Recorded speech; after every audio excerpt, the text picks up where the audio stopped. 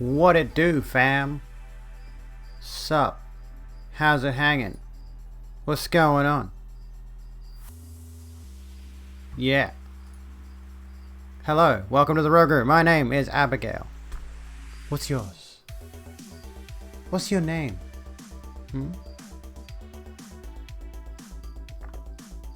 Or Rogue. I mean, Rogue is probably the more appropriate name given. That it's called the Rogue Room and I am Rogue BX, whatever the hell that stands for. I actually did for a time there. When I was banned, I did for a time there considering changing the name of the channel to the Rogue Room, but I think it's actually taken on Twitch. Discord is not working. Well, that's a bit shit. Is it? Is it not working? Not that I'm using it, I'm streaming, but I can post E in my Discord server. I don't know. Might not be working for you folks. If it's not working, well, that sucks. It's not good because it's new. It wasn't loading for me very well before either, actually. When I was posting my go live message, I had to wait for a while for the actual channel to load. So maybe Discord's having some problems. It's been having some problems. Discord has had some problems. Cute shirt, thank you. I can't find this online. A friend on Twitter posted in response, like, I posted a picture of this outfit, and they said they liked the shirt, and I went and I looked for the Pusheen I'm Busy shirt. Like, look at the cute little Pusheen on my tit. And it says, I'm busy, and it's adorable, and I can't find the shirt anywhere on the internet. I got it at JJ's. JJ's is quite good. They've got a bunch of really cool pop culture-y kind of stuff. So I shop there every so often.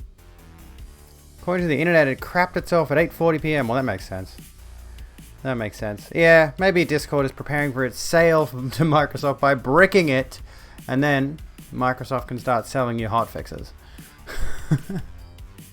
Well, I mean, no, actually, honestly, like that feels a little bit mean to say to Microsoft. I know, major multi-billion-dollar corporation, but it does seem like Microsoft has got a pretty good head on its shoulders when it comes to services, compared to, like, say, Google, for example. At least what I've been able to glean just looking at it from a... Well, they did fuck up Skype, but I mean, I feel like Skype fucked up Skype. I don't think it's necessarily Microsoft's fault. I think it's just Skype is shit. Fair point, Mixer was a thing. Oh, you've got me now. You've got me now. Oh, have you found it? You found it, Demacia. Bruz. Folks. Mates. If you want the I'm Busy swirl tee, mine's a crop top. That looks like a full-length top. They do ship internationally. Well, that is the top. That's legitimately the top. What I is wearing. That's it right there. If you want this one, why am I shilling for a corporation? Fuck off. Go fuck yourselves. It's a nice shirt though. I like it. I like my tie-dye tops. Pink news isn't loading on the subject. On the fucking subject. I had an article that I wanted to read. I wanted to start us off with this article because it's kind of relevant to things. In particular, with regards to something I've been studying at uni. Hello, Furbs. How's it going? I've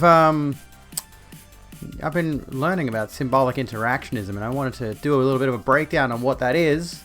And there's a great news article on Pink News, and the website's not fucking loading, and I can't show you. The fuck? I'm guessing. Did you read any of the news thing? What did you send yesterday? I forgot.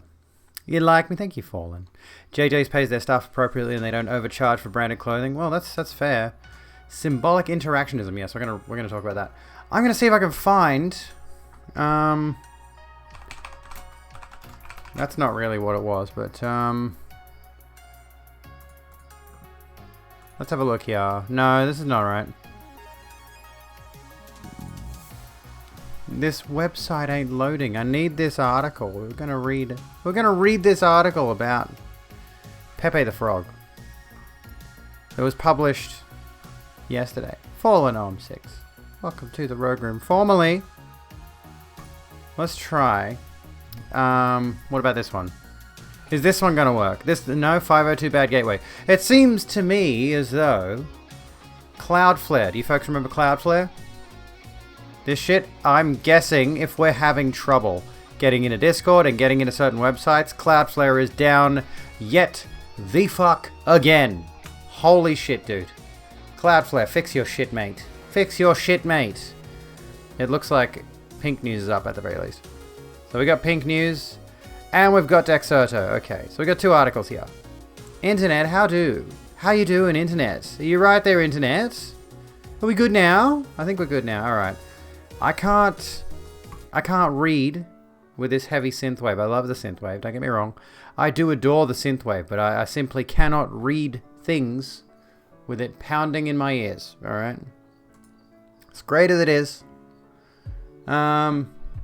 So, let me have a look here really quickly. At this particular article, which is not quite what I was going for. Alright, let's look at this. Oh, okay. Brought guests. Welcome. Friend. Welcome in, 3 bears and friends. How you going? How do internet? How do internet? How do raiders? How's it going? Raiders, what's happening? How's it hanging? What's the news? What'd you get up to tonight? Tell us all about it. While I get you this shout out right here. What are you getting up to tonight? Streaming retro. What kind of retro are we talking? You know what kind of amazes me? PlayStation 1 games are technically retro these days. Arguably PlayStation 2 as well. Like, it's good shit. You know, my childhood is now considered retro. I'm old. How'd your stream go? What'd you play? I say as I drink a very, very strong coffee at 9 o'clock at night. Tonight is a great night. It is, it is, it is. Back in my day, back when I was a little child, deny that PS2 is retro. We'll give PS2 a few more years. You know what? I'll say we'll give PS2 a few more years. It's not quite there yet. PS2 was popular within the last 20 years. To me, that's not quite retro yet. PS1 was largely in the 90s, you know? Even though it was like more the late 90s. But PS2 had a good run up until about what? 2006, 2007, 2008-ish? When the PS3 released. When was the PS3? 2006? Anyway. We'll give PlayStation 2 a bit of a grace period. PlayStation 1, in my view personally, is still very much a retro console at this point in time. N64, I'm not quite sure, honestly. That might be a bit different. I don't know when the N64 was released. And I never had a Nintendo console until I got a DS when I was a bit older. When did I get a DS? I forget when I got a DS. But that was the first Nintendo system I ever owned was a DS. And it was the best thing in the world, man. Let me tell you, the Nintendo DS was the best thing in the fucking world. All of a sudden, I can play video games on the go? You're kidding. I used to play a bit of StarCraft 2, actually, Shadow. Used to play a bit of StarCraft 2 a while back. I was never any good at it. Anything before DC is retro. What's DC? Dreamcast? Before Dreamcast? Is that what you mean? That took me a second. Yeah, the DS was great. The DS had so many fun little features about it. It could just be nostalgia, of course. I think I may still have my DS around somewhere. I should give that to one of my kids. I think I have my DS, my 3DS, and my DSi still sitting around somewhere. I had all 3 of those.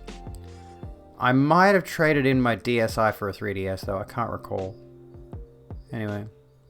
3DS was awesome, too. Had PS2 first, you think, and then you got given a second-hand N64, but it has more game. It was more games, so you didn't care. You are spoiled. Anyway. Feel like DC can be considered retro? I think so. DC is an interesting one. Dreamcast is an interesting one. Because of the fact that it was what? It wasn't Sega's only gaming console, was it? No. But it certainly kicked them out of the console market. Like, they released the Dreamcast, they had big ambitions for it, and it just fell flat on its face. Have PS2, PS3, PS4, and a PC. I've got all of those and a PS1 sitting around somewhere that I think my friend gave me because I lost my PS1 from my childhood. So I have a PlayStation 1 sitting around somewhere if one day I get the money for the capacity to do this, I might try streaming some PS1 games if I can. But I'd need to, A, get my hands on some PS1 games because I've lost all those from when I was a kid. And B, I'd need to get some kind of capture card that can hook up to my PC for that. So that'd be a difficult scenario. Big Iron Goth GF, welcome to the Rogue Room. PS4 and PS5 are basically remake/remaster machines. You're not wrong. You are not incorrect. That is entirely true, and it's kind of irksome. It bothers me that, you know, for example... Yeah, that's a good sentence. It bothers me that, for example, one of the major system sellers on PlayStation 5 is just Demon's Souls. It's a prettier version of Demon's Souls, but it's a more expensive version of Demon's Souls. That the only reason it exists is to sell PS5s. It irks me that we don't get Knack 3. I can't even say that with a straight face. Problem being an adult is now you have access to adult money, which means you have a MAME arcade machine in almost every console sans the new Xbox. I need money. I want money to do things like that. Yeah, PS5 doesn't have enough to warrant the purchase yet, which is good in a sense because the consoles are being scooped up by a bunch of scalpers. So the fact that it doesn't have a very big lineup at the moment that's really alluring is probably a good deterrent. So you know, I can't afford to get it yet anyway, but were I to further down the line, I'm happy to wait until there's a good library of backed up games that I can get into. I'm one of them there patient gamers, you see. I don't want to get right into the new console right off the bat. Waiting for Stray, that's the cat with the robots, isn't it? Really shows you who just can't wait even if something isn't good yet, yeah. It bothers me that I've actually seen people on, say, Twitter and Facebook and stuff like this say, oh, I saw this the other day, right? Someone said, oh, I accidentally ordered 5 PS5s. I've got some extras if you're in the wherever area. And everybody was calling them out for being a scalper, because they fucking are. Who accidentally orders 5 PS5s? Come on now. Who accidentally orders 5 PS5s? They've basically made it impossible to buy PS5s and graphics cards, declared them an evil and must be purged. Thus saith the Church of Dell. I agree. We must strike down these heathens. These awful monsters that have destroyed gaming for us. I know this will never happen because capitalism. Just because capitalism. But it'd be great if you had to register an account to order a PS5 and you had to go through like an entire thing to get one. And it had to be an ordeal and it had to be difficult for each system. Just so that they could avoid this kind of shit from happening in the first place. But that won't happen. We know that won't happen. Because that stands in the way of profit. Yeah, the companies don't give a shit. They do not give a fuck, mates. LTT is doing their Verified Gamer program, which is pretty cool to help battle scalpers. LTT? Had to be as tough as Australian gun laws, yes. Yeah, because capitalism, definitely of the century. Most certainly of the century. Like the past 100 or so years. Even more than that. How long has capitalism been a defining feature of our society? Quite a while now. Oh, Linus Tech Tips. That's pretty awesome. Verified Gamer program. Interesting. Literally harder to buy a PS5 in the US than it is to buy a gun. That's depressing. That is depressing. Oh my goodness. Verified actual gamer. We could totally just do a revolution, yeah, but if we could do a Marxist-inspired revolution, it would have happened already, and it hasn't. And the reason why is because PS5s exist, and things like it. We've been made decadent and complacent in order to keep us in line and to stop to stem the tide of a potential capitalistic revolution or revolution against capitalism. I mean, yeah, Marx said that societies eventually fall to revolutions, and let's hope. We can keep our fingers crossed. But yeah, it's I think in some parts of the world there has been similar revolutions, but a large part of the developed world, I suppose, is led by distraction, led by all of these different things that take our attention away from the system that exploits us. So, and yeah, the government has tanks and drones. Now, not to say that an organized rebellious force couldn't handle tanks and drones. They could. But do you really think, for example, America is going to organize in such a way as to overthrow the current establishment outside of democracy? Highly doubt it. Highly doubt it.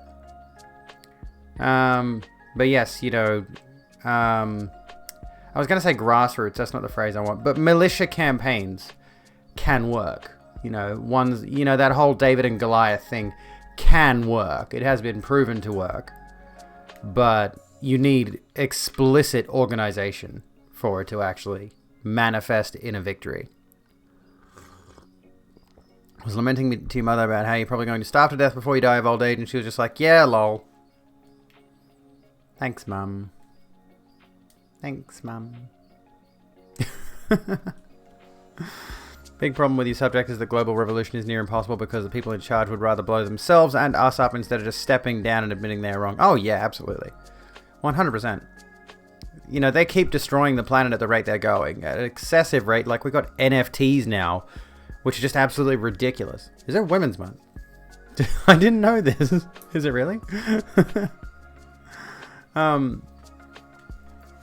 Did I miss that? Oh, hang on, yeah. Before it's over. Oh, yeah. That sort of fell by the wayside. I know I went to the fucking Women's March. I guess because the focus was more on that.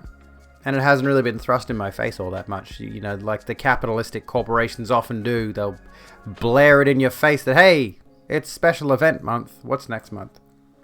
What's April? April's just Easter. So, you know.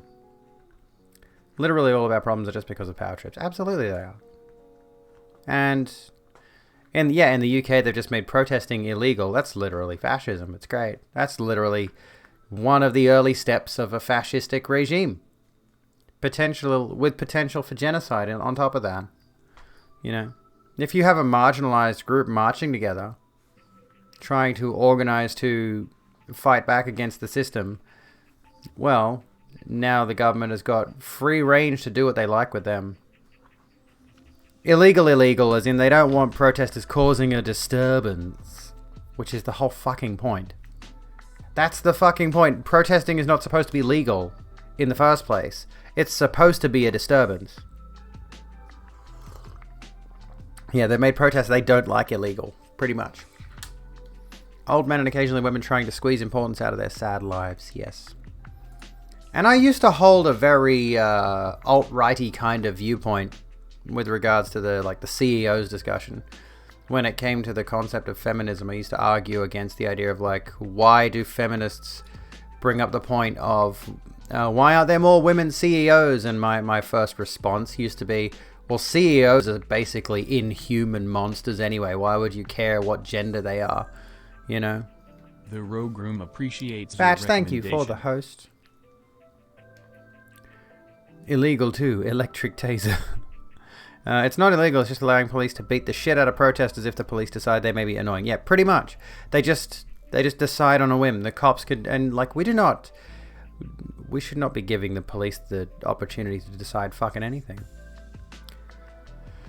I don't think a Marxist revolution isn't going to happen. Do you mean to say I think a Marxist revolution is going to happen? Because that's the way that reads. To cancel out the negatives. Do I think a Marxist revolution is going to happen? Probably not.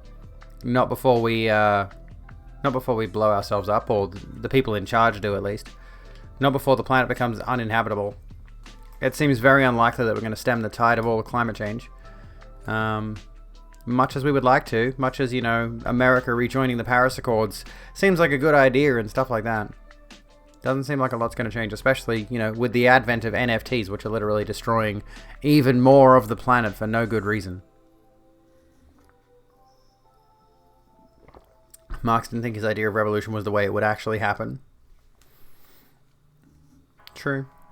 And as it stands right now, we have not seen his revolution happen. His words would get manipulated as they did. Oh yeah. Who was the one? Was it good example of words being manipulated for evil in some cases, was Nietzsche, who became the foundation for the Nazis. Remember that? Yeah, remember how we were like, respect women, please? And ScoMo was like, almost shot you, lol. In other countries, you'd get shooted for that, but not here in Australia, where we've got a grand liberal democracy. Dickhead. Don't threaten to shoot people in your country, Scott Morrison. How was that first meeting of US and China where they basically just dunked on each other over who's done worse atrocities? The bar is so fucking low it is. Hello, Rena, how you doing? The bar is stupidly low. It's in the ground. We buried the bar 10 years ago. Or more, probably. I don't know. There is something, actually, that is relevant to this. Who's heard of the situation around Andrew Laming? Andrew Laming? Laming? I don't know what his name is. Andrew Laming was recently under fire for trolling 2 female constituents online. A Liberal Member of Parliament, for the record. Let's just clarify that. Dr. Laming, a long-time Liberal Member of Parliament, is accused of trolling 2 female constituents online and taking a photo of a young Brisbane woman while she was bending over with her underwear visible. This is what we're going to get into when we come back to the Scott Morrison thing. Let's have a look here. The Prime Minister will not remove Laming, I don't know, from the Coalition party room. Stoker tipped to take his seat. Vival, you're a fan of my views, to be fair. Saw you in Smitty's chat and thought I'd check out. Thank you. Gotta go do something. Sounds good. Prime Minister Scott Morrison has dismissed calls to remove disgraced Queensland Member of Parliament Andrew Laming from the Coalition party room after a female Liberal senator said she would feel uncomfortable if he returned. Dr. Laming, or Laming, or whatever, Laming sounds right, a long-time Liberal MP is accused of trolling 2 female constituents and taking a photo of a young Brisbane woman while she was bending over with her underwear visible. This is the bloke here. He has publicly apologised and is currently on medical leave seeking counselling and empathy training. How about you just fire the cunt? And will not contest his suburban Brisbane seat of Bowman at the next election. So, what has been said here is he's not just being kicked out of Parliament as he should just be fired. And there's a good video on this very thing. Actually, let's watch it. It's a good video on this very thing. Mark Riley asks the question and gets a walkout. The Minister for Women, that what he's done is the minimum and there's much more that could be done. He's one of those people you just spoke about who writes horrible things online. Hey, Hoonatic, how's it going? Abusing his own constituents, taking photographs of women's underwear in public. Can you see that people see a double standard here? That in other workplaces in Australia, someone who was found to have done these things would have been sacked on the spot, not had the luxury of choosing their own time in a year, picking up another $210,000 from the taxpayer. I just need to interrupt. I don't generally judge people's appearance, but what is that haircut? I'm sorry, bloke in the background. I'm sure you're nice, but please shave your head and start over. What is that? It's like a bird's nest. Anyway. Along the way, and why shouldn't people just see this as a cynical move on your part? Because if you stand up today, use that podium, that microphone and say, as Prime Minister, I don't want this bloke in the Liberal Party. I don't want him in the Parliament. He'd be out. I know that it's a question for the party, but if you were to say that today, now, he'd be gone. But he's not going to be. In any other workplace in Australia, he would be. So isn't the reality that you can't afford to lose Andrew Laming because he's a number? Laming, if you there lose we his go. number, you lose control of the House of Reps. He's not running in, Mark. He's not putting himself forward for re-election within the Liberal Party. He is committed to... Hang on. Let me turn the volume up because you can barely hear that. Again. Hey, don't go anywhere. Chrome has been acting up lately, honestly. We're going to turn the volume up to listen to Scunt Morrison. ...undertake the behavioural change he needs to undertake. And that's what he needs to do. And he needs to come back with a completely different attitude and a completely different behaviour. He was elected to this place by the people in his electorate. That's who he was elected by, and he was elected to serve here for 3 years, Mark. He was elected to serve here for 3 years in this parliamentary term, and that's what he intends to do, and continue to serve the people in his electorate. And I'm following the very same approach that other governments have followed in the past. Thanks very much. And he just walks out, doesn't give them a chance to respond, just walks out. And the thing that annoys me, and I mentioned this in a poll the other day that I ran a poll that asked the question, because there's been a I don't even know if I can find the poll. How do you find the poll that I wrote, that I posted? It asked the question, and I'll ask it to you now as well. We might as well get this going now.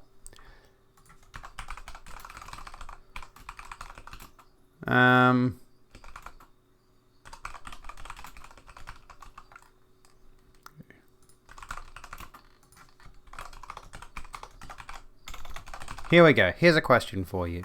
It's sort of... Oh, what is the problem?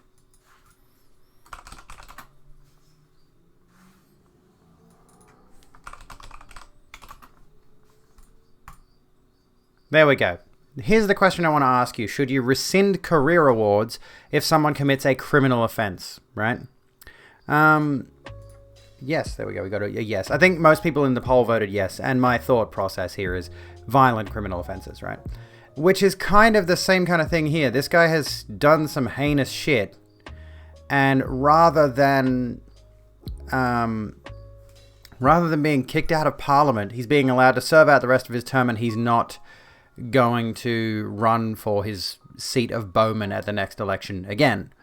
Del, there you go. It's not the same issue, but I thought it's semi-relevant, so we'll ask this question anyway.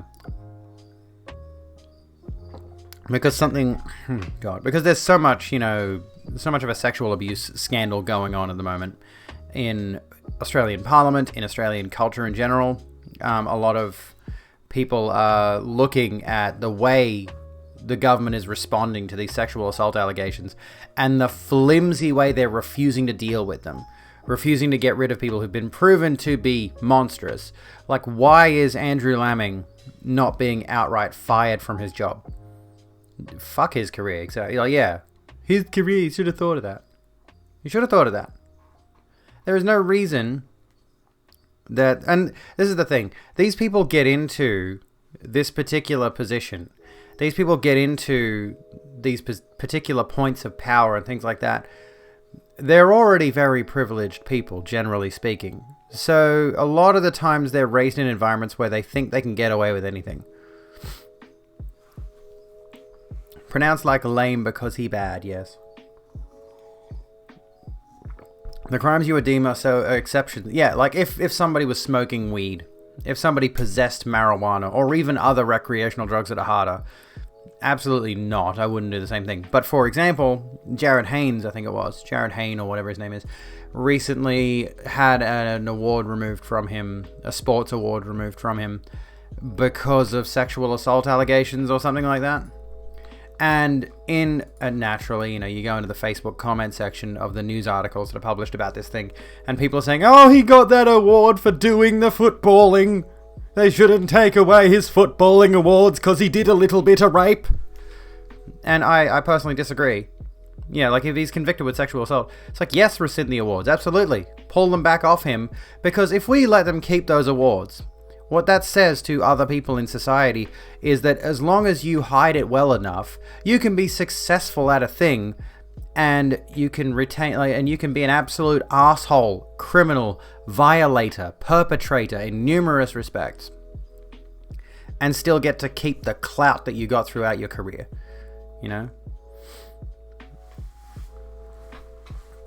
Don't take awards away from rapists. Yes, take awards away from rapists. Take everything away from rapists.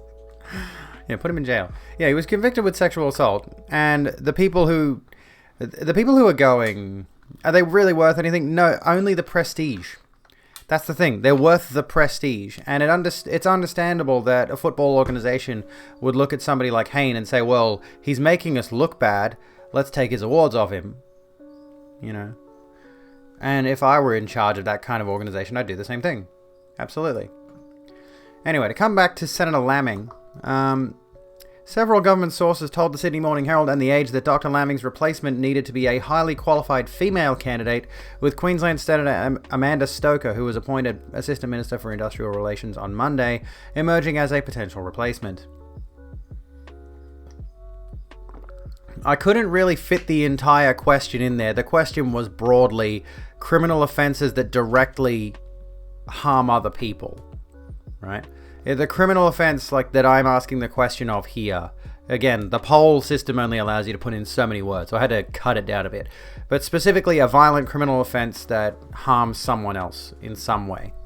And that includes rape, that includes sexual assault, sexual abuse. It includes a number of things. If they commit a murder, if they assault someone, if they drug someone, for example, like, the list goes on, but largely if somebody in any position of power or any position of, if we go back to the football thing, someone who's won numerous awards in their sport, the question is specifically, should you take awards from those people? If, obviously nobody is receiving awards for sexual assault, you don't get rewarded for that shit. If there were awards for bad people, then Abigail would get the baddest bitch award. You're damn right I would. Hell yeah. Senator Stoker previously contested the Queensland state seat of Cleveland in 2009, which lies within Bowman, and is currently involved in a fierce pre-selection fight for the number one spot for the Liberal national ticket with James McGrath. A party source said there was little doubt Dr. Lamming's replacement would need to be a woman, and Senator Stoker would have the support of the branch members and LNP officials to contest the seat. Dr. Lamming's behaviour has been widely condemned by his colleagues, and Victorian Senator Sarah Henderson on Monday said he should remove himself from the coalition party room because she would not feel comfortable with him returning. You're welcome. There you go, Billy.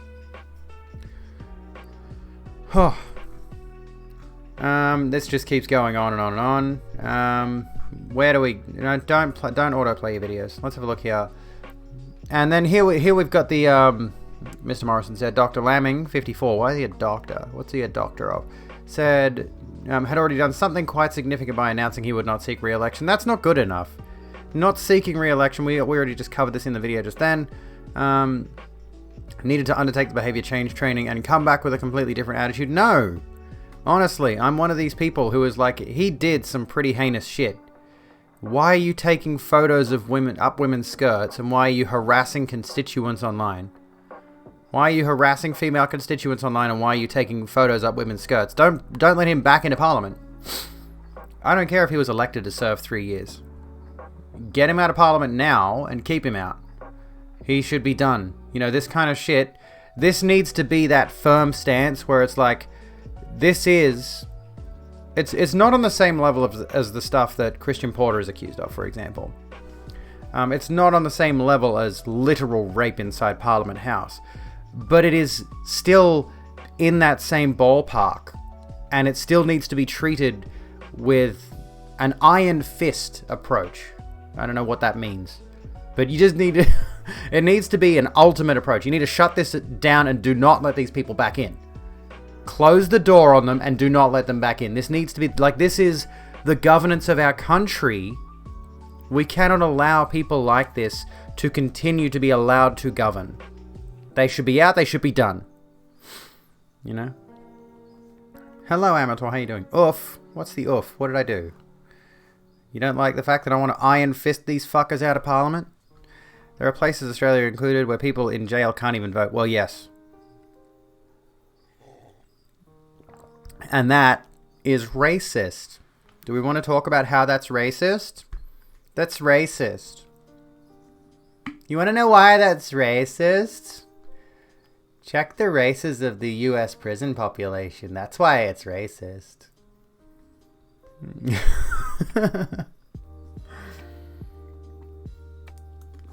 Don't care who you are, sexual assault should be jail time, absolutely. Sad that our government can't even do as little as make an example of high-profile pigs because the message they're currently sending is that sexual assault is a funny mistake. You are absolutely right, Big Iron Goth GF. Yes, you are entirely right in that regard. Sexual assault and rape are being treated as a dismissible joke at this point. It's ridiculous. It's ridiculous how easily people who are committing these incredible sexual assault crimes at the moment, or have done in the past, and are being allowed to just get away with it. You know, the benefit of the doubt sort of situation.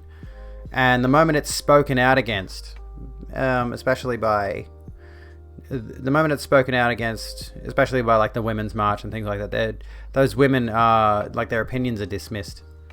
Again, this is a believe women stream. Believe women, except for Amber Heard, I guess. Also classist. Classism and racism go hand in hand, honestly, on the subject. Like, classism is racism at its core. Intersectionality. I need to create an intersectionality banner that zooms in and pops up on the screen, but I don't know how to do animations. Your mother went to prison at 18. 30 years after getting out, she still can't vote. That's fucked. That's ridiculous. That is fucked. Yeah, classism is racism at its core. It is. The punishment for this should be castration. For upskirting, maybe not, but you should definitely not be allowed back in Parliament. This needs to be that firm. Oh, I know how I would make the image, but I don't have, like, the software to make animations. Hello again, Zeranax. How's it going? Yeah, I don't have, like, animation software, so I don't know what to do. The upper class encourages racism among the lower class to stop them from realizing who the true enemy is, which is rich people like Elon Musk. Send him to Mars by himself. With none of his technology, just send Elon Musk to Mars by himself and leave him there. Yeah, that's my stance. Just put the image in a source. Put the image. Oh, that's what you're saying. Okay. No. It's going good. Trying to learn something from you guys. Well, we'll try our best. You like me? Thank you, Fallen. Send him to the surface of Venus. I am really, honestly, like, this is why I love No Man's Sky. I know it's a really unrealistic, ridiculous, cartoony depiction of space exploration, but I like going to, like, really obscenely high, you know, radiation or firestorm planets, toxic planets. It's fascinating in that regard. I'd like to, you know, I know we'll probably never see the surface of Venus. I think we actually do have a photo of the surface of Venus. But, you know, we can't actually take photos there because our technology just wouldn't be protected, you know. I think they've sent a drone there and it got burnt to a crisp within moments. I have not played Outer Wilds yet. I have, I've heard it's good. As far away from Perseverance as possible, though. Yes, absolutely. Send him there with a suit and a single oxygen tank, and he can slowly die. Venus is a solid planet. It's just extremely radioactive. Like, you just can't go there. It's also hotter than Mercury, which is closer to the sun. Which is interesting. Little fun fact there. It's hotter than Mercury. Don't ask me why that is. Very fun, cartoony, almost childlike depiction of space, and you love it. That's good. Can you send a video that we can all watch, as long as it's not DMCA-able? Also important, re-HRT. Ooh, HRT stuff. Oh. I saw this. This is funny. This was in an actual medical journal. Hormone replacement therapy has many nicknames among trans feminine people, including titty pills, titty skittles, smart titties, chiclets, antihistamines, mammary mints, lifesavers. That one's cute because it's like, aww. Tit tax, breast mints. I know all of these, by the way. It's just funny to read them. Feminems, antibiotics, transmission fluid, and the notorious HRT. Oh, fuck, I love it. I use titty skittles mostly. I like titty skittles. Although, I started on antibiotics because antibiotics, in my view, is testosterone blockers, and then titty skittles are estrogen.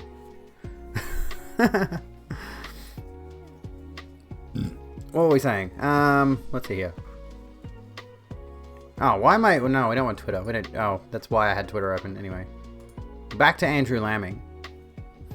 Love when memes are just recorded in a formal capacity. It's great. Whenever there's like some kind of legal proceeding and they have to reference a meme, it's like, oh my god, this is amazing.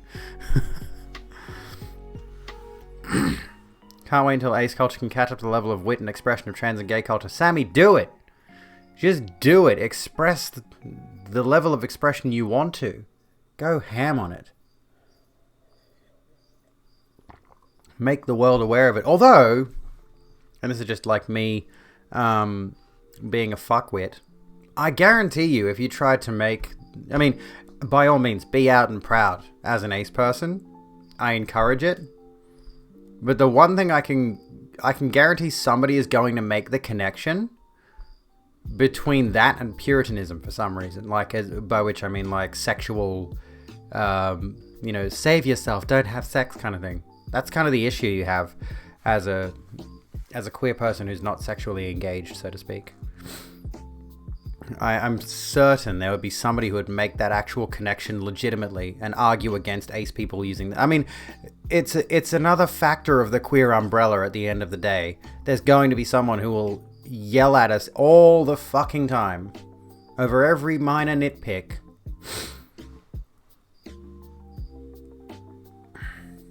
Want everyone to be free? It's never going to happen. Let's be real with ourselves.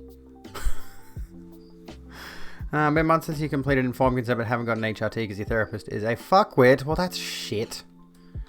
Why are they a fuckwit? I think it's the titty skittles. Well, not the titty skittles. I think it's... I've been...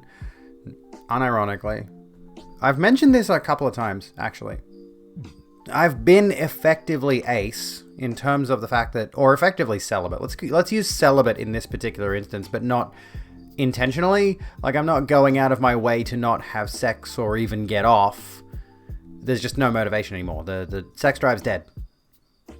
Sex drive is totally dead. Has been that way since I started taking test blockers. So it's not the estrogen, it's the testosterone blockers.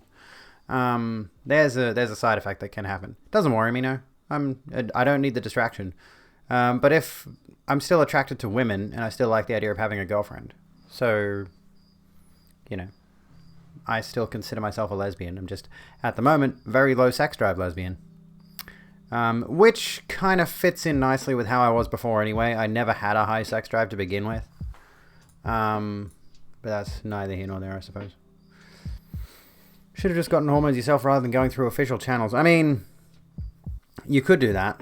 I'm not going to advocate illegally obtaining medications. But I am going to say, if you gotta do what you gotta do sometimes... There are moments in every person's life where you have to just take the law into your own hands. But I'm not endorsing buying illicit hormones.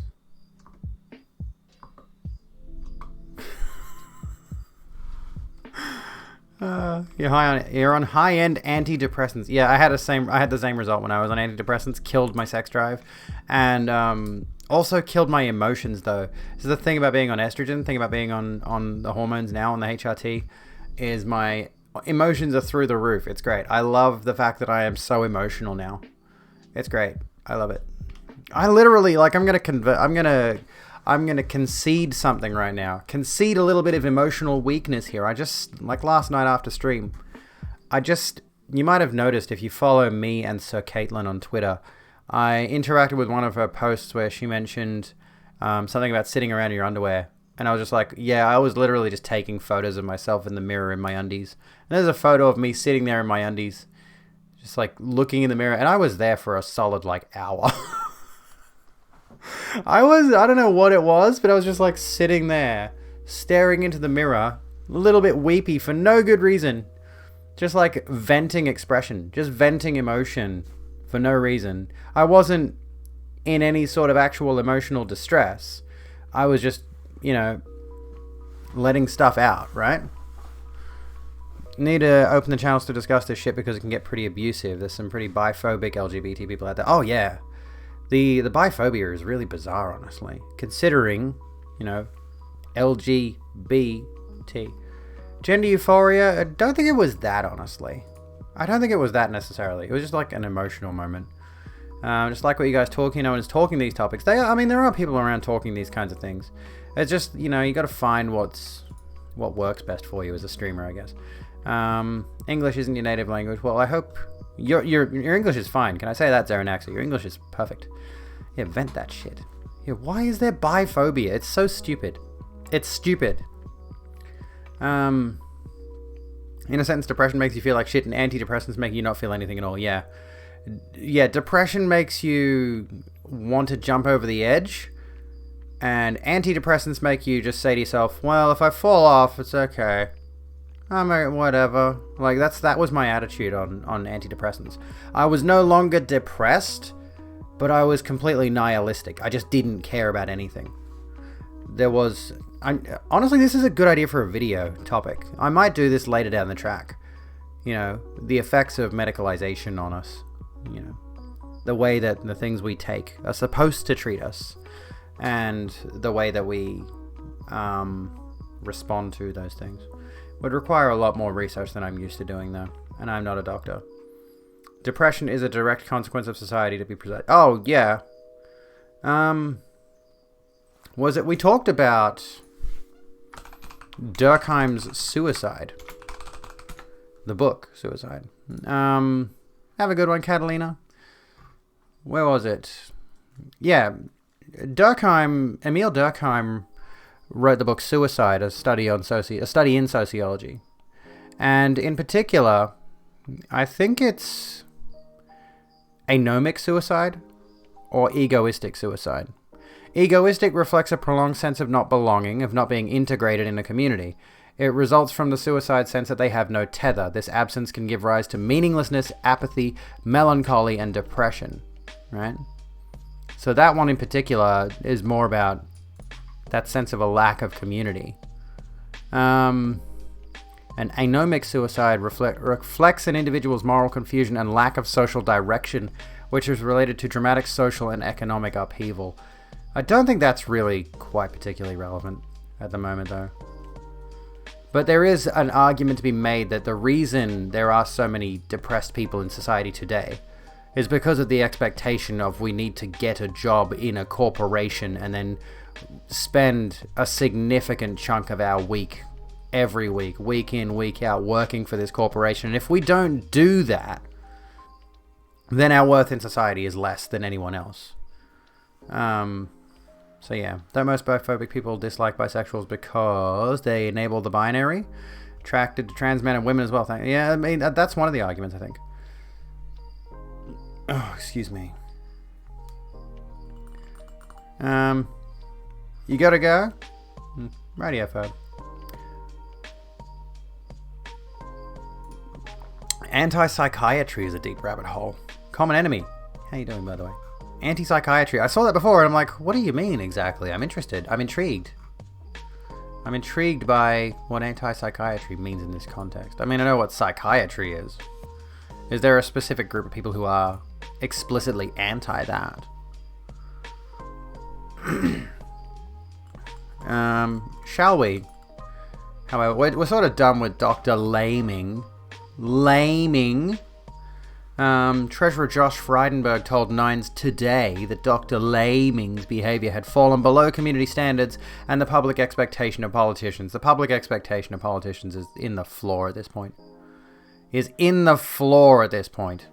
really is. Yeah, pansexual is literally attraction to anyone. Like, you can be attracted to anyone based on any number of factors, but it's attraction to anyone. Bi means attraction to two genders. They don't have to be within the binary to be genders you're attracted to. Never heard biphobia. It's like people are just trying to victimize themselves. No, there's definitely biphobia. I've seen it. I have seen it among the queer community. I have seen people who identify themselves as queer in some capacity who harass bisexual people for some reason. For what? Like, they come up with numerous excuses to hate on bisexual people. One of the most common ones is when a bisexual person, let's just say there's a bisexual person who, by and large, bi people tend to be, they go for male or female. Is the general rule to go by, but that's not specific. Hello, Geodude, how you doing? By and large, shut up. The general rule is, yeah, like the attraction to male or female. And because most of the time in society, you're going to meet someone you're attracted to of the opposite sex if you're bisexual, most bisexual people end up in hetero-presenting relationships. And that has been used as an argument against the existence of bisexual people routinely as a method of excluding them. So, to that end, like, I think it was Shoe on Head was getting harassed because of the fact that she's always been in straight-presenting relationships. And it's like, yeah, because that's the most obvious option that's going to happen. You could still be attracted in this sense, for example. You can still be attracted to men and women simultaneously. But if you are going out there actively trying to date, you're more likely to meet someone of the opposite sex who's attracted to you than you are of the same sex who's attracted to you. Because being queer in the first place and coming out and being open about it is already a very, very difficult thing to do. The human conditions is gays and lesbians turning on the rest of the queer community after getting an iota of power. That seems to be a thing, unfortunately. You're absolutely right. Heard the distinction that pan is that you don't care about gender when it comes to attraction, whereas bi still cares, often with a preference. Yeah, I think that's right, Jess. That seems to be the way that I see it. Pansexual people are just... They can be attracted to whoever they can be attracted to. They don't really care. It's... gender doesn't matter to pansexuals. It's just they're attracted to who they're attracted to. They'll sleep with whoever they want to sleep with. That doesn't necessarily mean that there's some kind of raging slut that will fuck anything that moves. It just means that they don't really... I guess you could say the argument is they don't see gender, in a sense. You know? Does me having dissociative identity disorder make you trans? Used to dress as a goth girl in your early years, now you dress as a guy. Could see yourself wearing makeup and wearing makeup again. Having multiple altars is confusing. Sometimes you think you're trans and sometimes you don't. Well, one of the core things about being trans that I have noticed from numerous trans commentators, as a baby trans myself, observing the natures of everyone else around me that's trans. One of the common themes I've known, one of the common threads I've known is if you feel as though you are trans, then you are. You know? If you're having that level of doubt amidst your gender, and being trans is not just binary. I'm a binary trans woman. I am male to female, and that's just it for me. I'm just a binary trans person. But non-binary people fall under the umbrella. Gender fluid people fall under the umbrella. Agender people fall under the umbrella of trans. All of those. You know, if you're outside of the gender binary of society, you are a transgender person.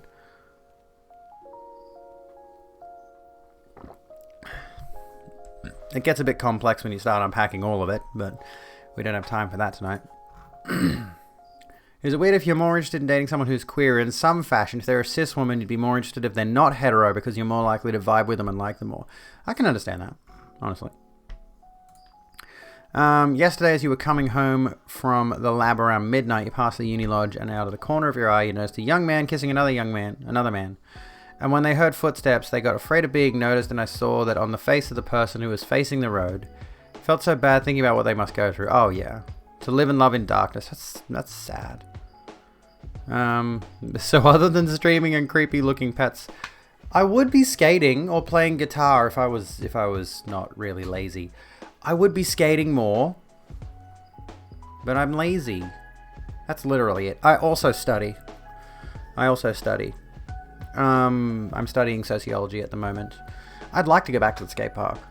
It's been a while since I've been to the skate park, and last time I went to the skate park, I was boy moding like crazy. What's my opinion on trans women competing in sports? I think it's a transphobic dog whistle pushed by the conservative right wing to just to justify taking away the civil liberties of transgender people. That's literally exactly what's going on with that discussion. That's it. Anyway, moving on. I'm not going to talk about that any further. Thank you kindly. At least not until my video comes out on that very fucking subject.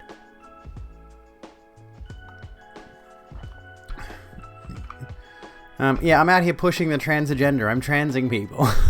Did I just trans you? Oh, goodness. But sports! Yeah. What about my civil rights? Can I have those, please? But the teenagers in high schools are going into the boys are going into the girls' bathroom. Have you seen, honestly, have you seen some of the photos of like anytime they trot out the trans teenagers thing, they'll show a picture of a girl, and I'm just like, I just immediately assume that's a cis girl, and like the subtitle under it in the news article is like transgender teenager Alicia, whatever the fuck her name is. I'm like, holy shit, wait, she's trans? And they'll the thing about, you know, a trans girl going into the women's bathrooms. So you're going to take someone who just immediately passes and say, well, you were born with the wrong genitalia, so you go to the boys' bathrooms.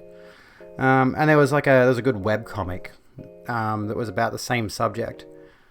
And there's these two really big, beefy, blokey, matey dudes. Big dudes. And you've got this woman screeching at the school principal or whatever. It's like, well, they have to go into the correct bathroom for their assigned sex. And these two big, beefy dudes go into the women's restrooms. They never bring that up, do they? They never bring that discussion up, do they? Have you been converted to trans? You may have been. I converted Cyrus. Unironically, I converted Cyrus. They watched a video of mine where I discussed the concept of how gender is ridiculous at its core concept.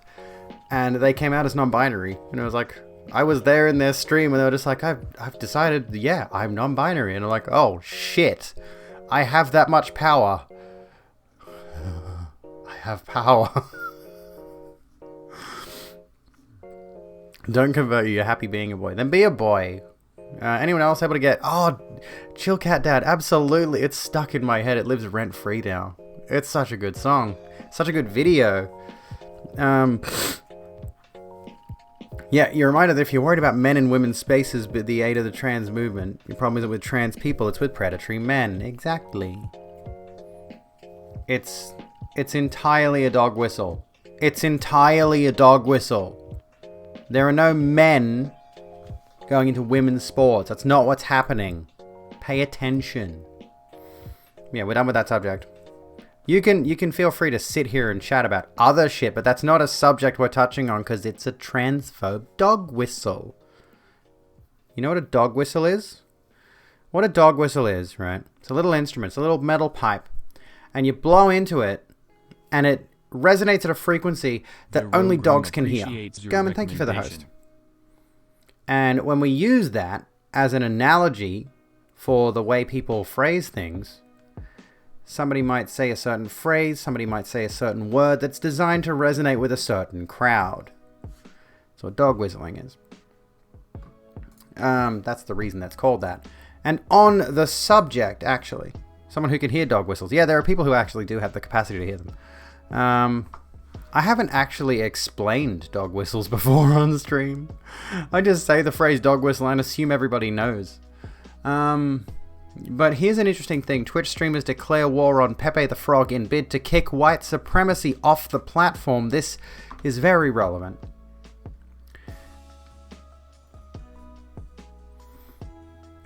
I was going to start reading, but I had to get that out. Anyway.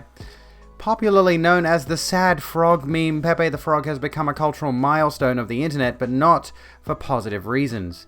You don't have to search far online to find images of the green frog with his bulging eyes and wide grin. He was never meant to be a political figure, but over time he's morphed into an emblem of hateful meme culture and the darkest reaches of the internet. Phage, thank you for the posture check. Yeah, Pepe is still a huge thing. I've seen it in a lot of the bigger streams. You watch any Vorsh's videos, a lot of the Pepe the Frog memes in his chat. Now, this is a recent article. This is relevant to, like, recently, apparently. Has it been around since 2012? But yeah, there are still a lot of people who still use Pepe the Frog, and there are still people who want to get rid of it because of the white supremacist connotations. By extension, the use of Pepe imagery has seeped deep into Twitch culture. The frog is unavoidable, but now Twitch streamers are taking a stance and banning Pepe emotes on their channel. What went wrong for Pepe the Frog? The 2020 documentary Feels Good Man, named after the frog's catchphrase, has shed light on the history of the meme. Created by cartoonist Matt Fury, the character was part of his Boys Club stoner humor comic about 4 chill anthropomorphized characters, first published in 2006. Holy shit, this has been around for a minute. The mainstream phenomenon of Pepega being an acceptable term for the R word, yes indeed. Mainstream on Twitch at least. Hey, Ty, how's it going? The Rogue appreciates your Thank you for the host, recommendation. Ty. PayPal transfer just went through, so now you have to transfer it back. Yeah, feels good, man, comes from Pepe. There's a lot of memes that are associated with Pepe. Pepe was named as such because it reminded Fury of PP, reflective of the artist's silly, childlike sense of humor. It's a world away from what Pepe came to symbolize. So there's Boys Club. The radicalization of the image came a few years later. Pepe the Frog was increasingly used in memes with images of the character used consistently across 4chan well into the 2010s. In the documentary, the site is described as a Darwinian competition for attention that led to the culture of highly offensive and inflammatory posts. Pepe memes melt into this culture, symbolizing hate and bigotry, particularly against black and Jewish people. As the sad frog, Pepe represents the most anxious and isolated corners of the internet, loners who found a home on 4chan. Loners who found a home on 4chan. I didn't read that correctly. Over time, the site became a hotbed for the alt-right, and in the 2016 US election, Trump supporters as images of Trump and Pepe... This is phrased weirdly. Trump supporters as images of Trump and Pepe soon surfaced. Not only was the meme recognized by Hillary Clinton in her campaign, it was shared on Instagram by Trump Jr., Racist and bigoted memes of Pepe the Frog became so pervasive that leading anti-hate organization the ADL lists the meme on their website alongside hateful symbols like the swastika, the Confederate flag, and the Ku Klux Klan's burning cross. So yeah, Pepe the Frog is not actually inherently at its core a bad thing, but over time the association with 4chan and the association with a pretty large white supremacist movement, a pretty large association with white supremacy has led to it being a bit of a controversial figure. And this ties into symbolic interactionism. Who knows what symbolic interactionism, is, kids? There was I think I had an article here on Dexerto. Pepe the Frog creator left baffled by Pepe emotes on Twitch. This is what I've got at the very least. There's missing images, I guess. Let me reload the page. Hang on. Yeah, there we go. Go away. Don't autoplay videos. That's gross. So yeah, according to this, let's see if we can scroll down a bit and look. So yeah, so what can be done? As who was saying it? It really is people not wanting to talk about rape culture. Oh, hang on. No, that's not what we want. Didn't you say something? Yeah, doesn't banning it give it power? Yeah. And yeah, kind of in a way, like if they were to ban this, yeah, it'll just revive it in right-wing circles. It's not literally the swastika, but there's a lot of association with white supremacy with regard to Pepe the Frog. And what we're seeing here is an example of symbolic interactionism wherein a large group of people are associating Pepe the Frog with this particular movement. So you've got people who are legitimately white supremacists who will unironically use Pepe the Frog as a mascot. And then you've got people who recognize the white supremacy. In a sense, yes, it is effectively a swastika in that regard. In the same sense that, you know, swastikas that existed before Nazi Germany was seen as a good thing, seen as a symbol of peace and power, I think, or something along those lines. I've forgotten exactly. And then nowadays, you can't look at a swastika without associating it with Nazi imagery. You simply can't. You can't look at a swastika nowadays.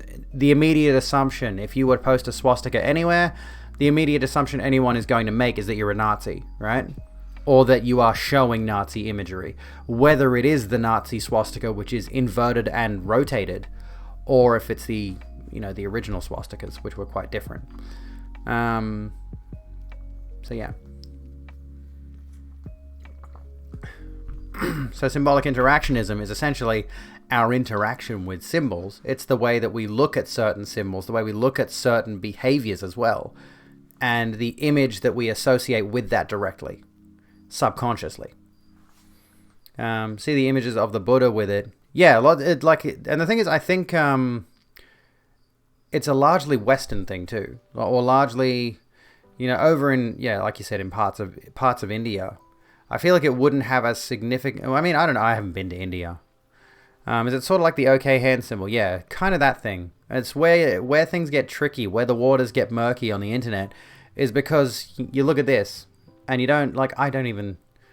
You have to frame it a certain way to even get the OK symbol, because my camera's inverted. But anyway, similar to the Goblin Bankers in the Harry Potter movie seeming anti-Semitic. Well, that's because the depiction of them on numerous levels, like they blatantly are, because the depiction of goblins in fantasy going back before Harry Potter has always been an anti-Semitic piss take, an anti-Semitic parody. I don't know where they originated from, but they're these big hook-nosed goblins who have a fascination with money. They run the banks.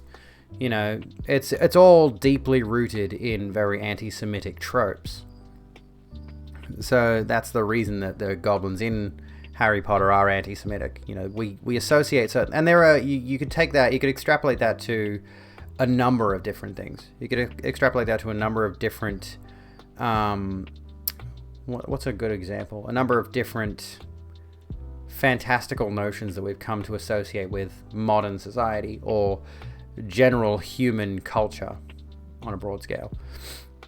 Even if the goblins weren't on purpose, JK was definitely inspired by racist tropes. Oh yeah, Harry Potter's first girlfriend is a Chinese woman who has 2 Korean surnames as her name.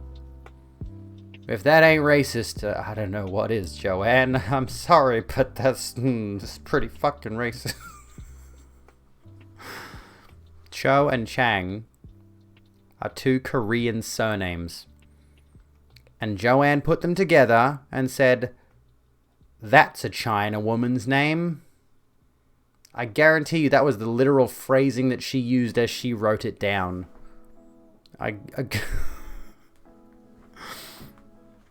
J.K. Rowling is a detestable human being. Don't consume her media. Anyways. If you're a white dude anyway but India posting any form of swastika, it's viewing the India symbol for prosperity argument as pure backpedaling. I can understand that viewpoint, yeah.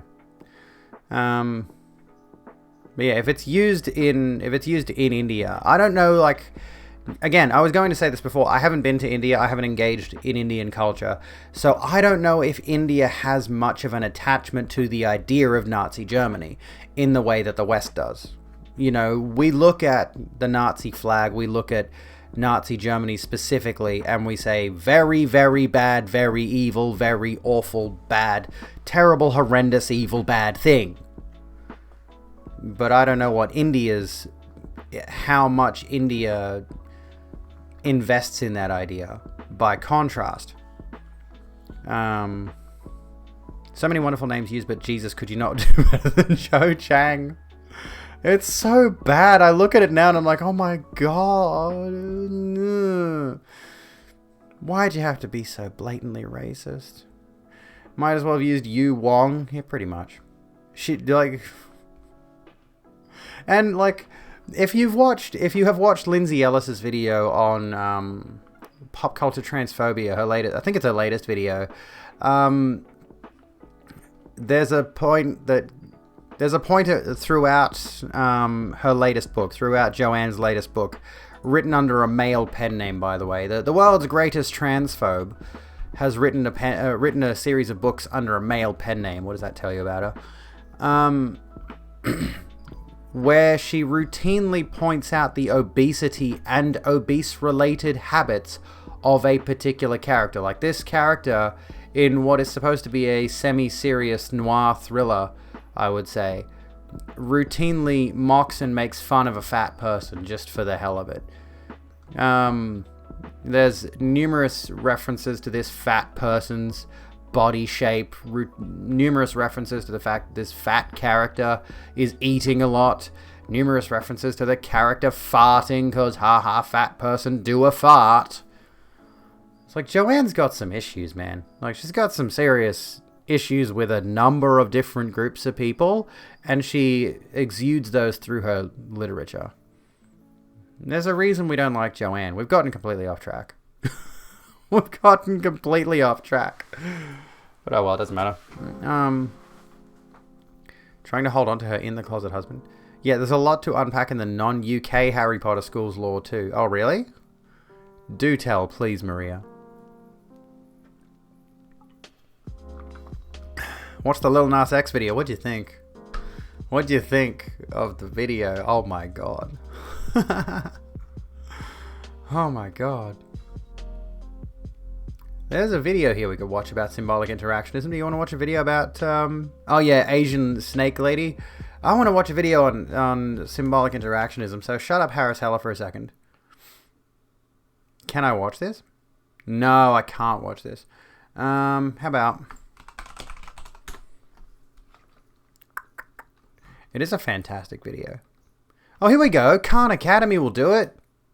Khan Academy's fucking good, mate. Let's watch some Khan Academy.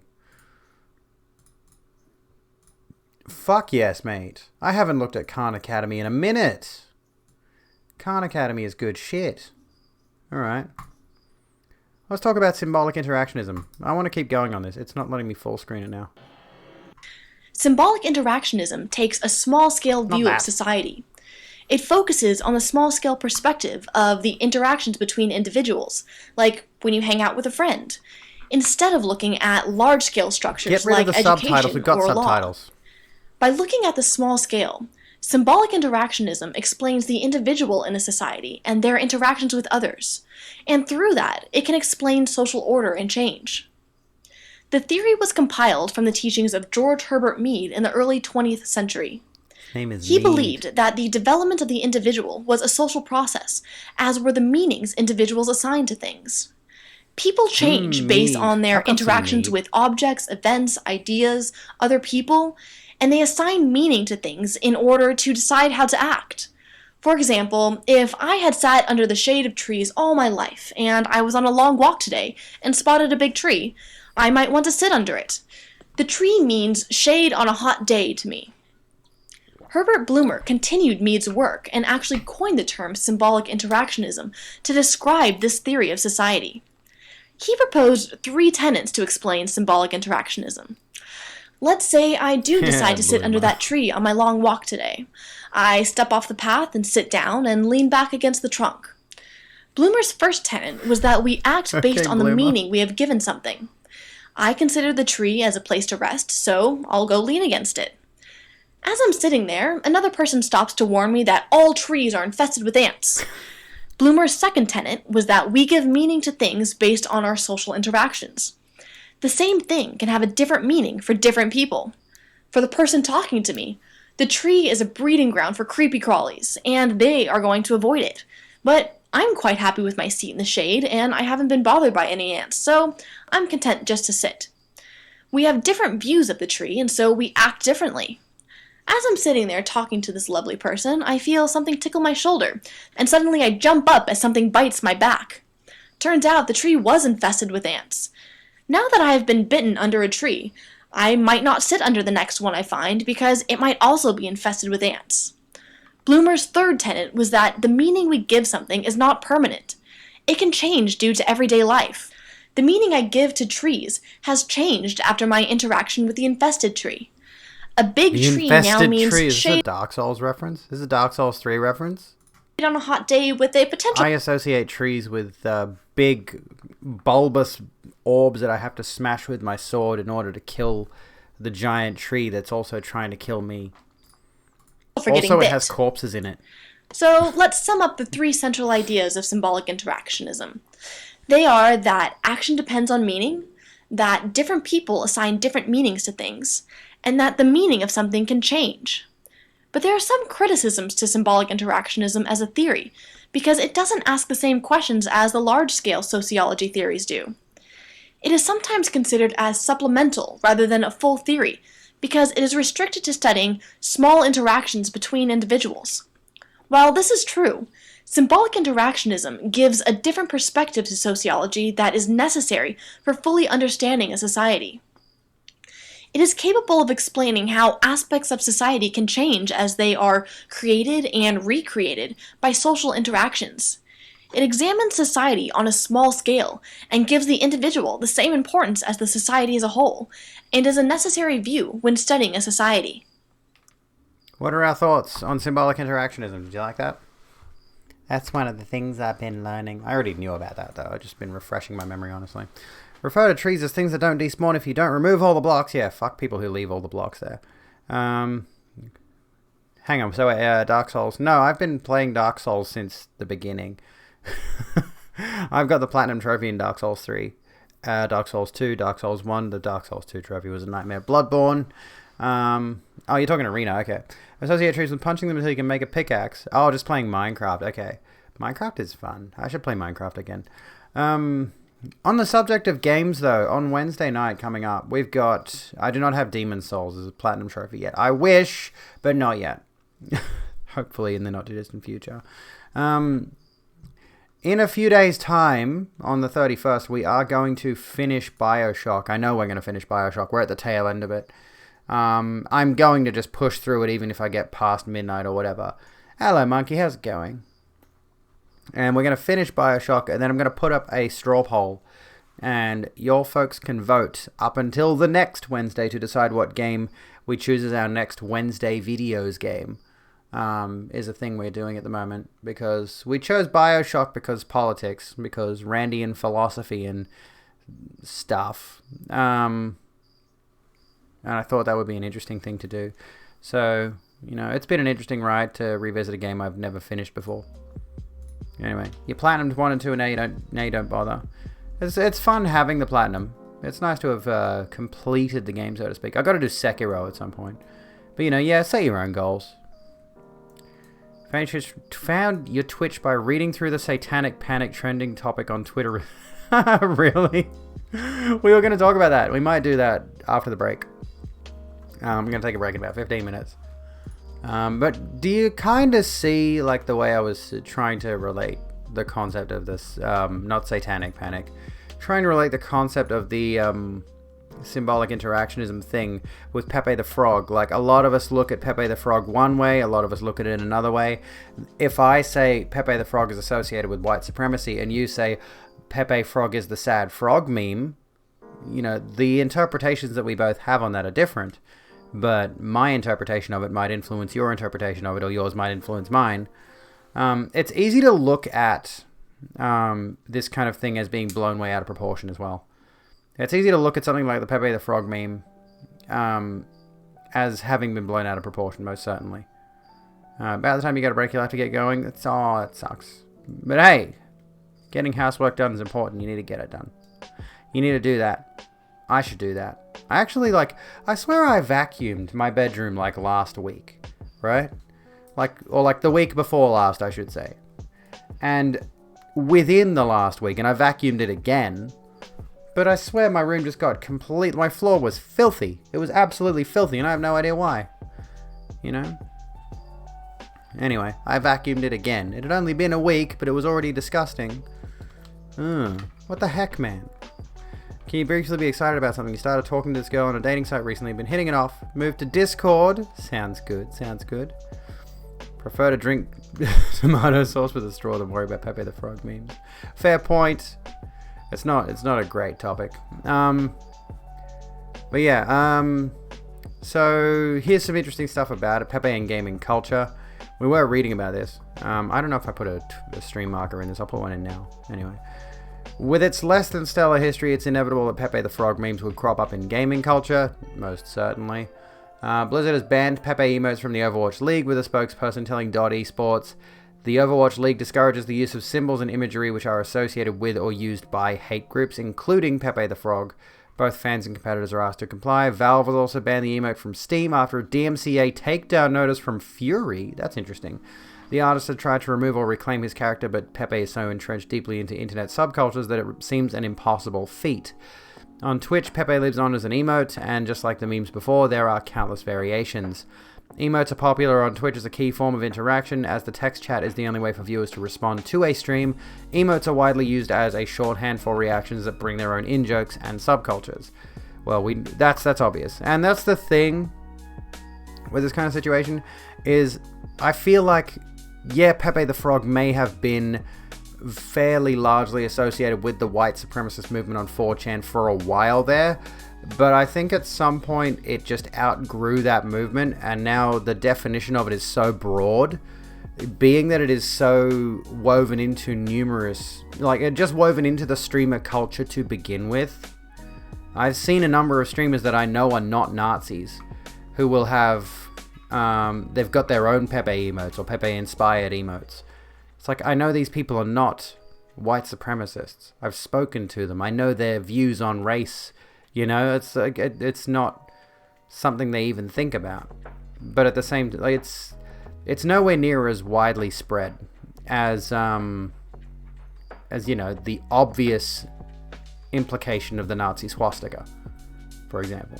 If we were to use that extreme example, it's nowhere near as prevalent. The concept of Pepe the Frog has gone beyond the white supremacy thing. Pepe is just furry Wojak. Yeah. Pretty much. Like, that's pretty much what it is. It's just a Wojak. Which is just an extension of the rage faces from back in 2012. Back in 2010 and stuff. Remember rage faces? I swear there was something relatively recently that actually featured rage faces, and I'm like, oh my god, what year is it? There was some merch or something of the troll face, and I'm like, you've got to be kidding me. You have to be kidding me. Yeah, it's popular because it's simple and easy to iterate on. Yeah, we know what the actual swastika means, but in Western society especially, we look at the swastika now and we associate it with Nazism. On a much broader scale, on a much more universal scale than Pepe the Frog would be associated with white supremacy. Just because Pepe the Frog has been associated with white supremacy doesn't mean most people see it that way. But the swastika is almost universally seen as the fascist symbol. Remember when people start sentences with le? Don't remind me of that fucking nightmare. Overwatch has much bigger problems with hate speech. Yes, they fucking do. She also trans apparently has a lot of gay guys chatter up because they somehow don't know what trans people are. Oh, that's gross. Ew, that's gross. Remember when all memes were about boobs? I do recall quite a few very, very sexist rage face memes about, like, dating les girls. I want to vomit. I was actually looking at the MGTOW subreddit earlier. Men going their own way subreddit. I was like, oh my god, this place is fucking gross. This is fucking gross. I don't like it here. Ew. It's important that Pepe is not an official emote on Twitch, which provides a basic set for all users, but Pepe persists through the wide use of third-party plugins like BetterTTV that allow a huge array of animated emotes only visible to those with the plugin. A quick look at the top emotes on the platform shows an abundance of Pepe the Frog, who crops up again and again across Twitch. So what can be done? Twitch arguably should ban the emote from the problem. I don't think they should, necessarily. But it says, I'm going to throw this to you folks as a poll. You can decide this yourselves.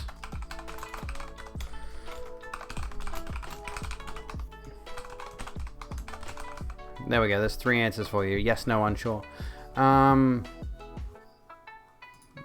Let's go. Let's fucking go. Unsure. Okay. So, we got 1 unsure to begin with.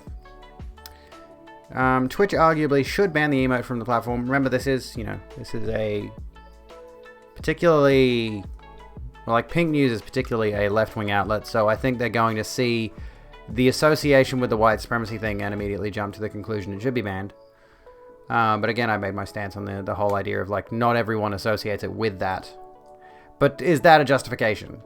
Ferociously Steph, streamer and Twitch Safety Council member, summarizes the issue. The crux of the issue to me is not that everyone who uses Pepe is toxic, but every alt-right or intolerant space uses Pepe. This dynamic means that we can't judge people who use Pepe as bad or intolerant, but by banning it from our spaces, we can make them a lot safer. That is a fair point, to an extent. That's why many streamers are choosing to ban Pepe emotes from their individual streams. At the least, streamers have a responsibility to protect and curate their own community. I was honestly appalled when I first started using the platform, as I had no idea that it wasn't just used by the alt-right. So some people already have that association. If some people already have that association that it's an alt-right symbol, they're not going to see the argument that not everybody uses it as an alt-right symbol. That's where it gets tricky. Makes me deeply uncomfortable to see streamers and teams creating their entire brands around the emotes, and genuinely sickens me when I load up BTTV and see so many in the top emotes. I mean, first and foremost, just stealing another person's character and making your entire brand around that character is already a dumb idea to begin with. Like, I see people who make their entire brand around SpongeBob, and it's like, you don't own SpongeBob. What are you doing? You know, be original. As a creator, it's my responsibility to keep my community safe and have a welcoming attitude, and Pepe goes against that. It looks like an overwhelming majority of you say no, with some yeses and some unsures in there. Interesting. I honestly can't comprehend how an image of a frog can mean more than people's genuine fear about their safety. Says Frasley S, I chose to ban it from my stream because I want to show we are inclusive, that we see it as a hate symbol, we don't stand for racism and white supremacy in my stream. Quartergo said, I've heard from many marginalized creators on how uncomfortable the Pepe emote makes them feel. It's become a hate symbol. I don't want a history lesson on what it used to be. I know what it represents now. The creator even retired it after hate groups claimed it. So yeah, there's that part of the discussion. You know, the creator themselves has said it's a white hate symbol now. Maybe we should dismiss it, sort of thing. Where's the wait? Who's the streamer the gay guys are hitting on? What? He sued. It says here in the article that he DMCA'd Steam, and Steam doesn't host Pepe the Frog emotes anymore. Not original and gay is the only brand you. Don't think they should ban it, but if they do, you wouldn't lose any sleep. That's kind of where I'm at with it. It's like it's just a green frog. Like, I don't see any particular association with it. Hello, Story Girl, by the way. How are you? Yeah, it seems like he sued Steam and managed to get them to take it down. But I can also... the thing is, I'm sort of stuck on the fence on this one. I hate being on the fence about issues. It's like, I can see the association with white supremacy. But I've also seen many bigger streamers who just... It kind of looks reclaimed in some ways. Where some people have just said, you know what, it's not a hate symbol, and they're just like speaking out against it. So, but that's not really a justification either. That's not really a way to fix the problem. There you go, Fox. Thank you. Yeah, I think that's entitlement. Absolutely. It definitely comes down to, and I mean, I've seen, like I mentioned before, Vorsh, who's fairly left-leaning. His chat uses that as a BTTV emote or whatever it is. His streams on YouTube, but it comes up in his chat all the time when you watch like his videos. You'll see Pepe emotes in there. And yeah, I think that is definitely entitlement. That's definitely a factor of like, oh, we're dismissing the white supremacy, but at the same time it's like, can you really dismiss the white supremacy in this particular example? I don't really think you can. But Maria has a good point here. The alt-right claims everything banning stuff is just a game of whack-a-mole. I can see that too. You know, if something becomes popular enough, inevitably the alt-right is going to try to claim it and going to try to say, this is ours now, this is our hate symbol. And if you just keep chasing that around, it's effectively the same thing as when, like, Ben Shapiro gish gallops through a topic. We go back to the Elliot Page thing, he's just jumping through a number of different topics, and that's the same thing you're going to face. It's like you ban one symbol, the alt-right's just going to move on to another symbol while you're spending time cleaning up after the last one. They've already moved on to another one. That's what they do, they just keep moving through bullshit to try to, yeah, I don't know, try to move on to the next thing. And that's really just the crux of the internet at its core, isn't it? That's just the way the internet works. Alt-right will cry cancel culture if you try to ban it. That's why we should then.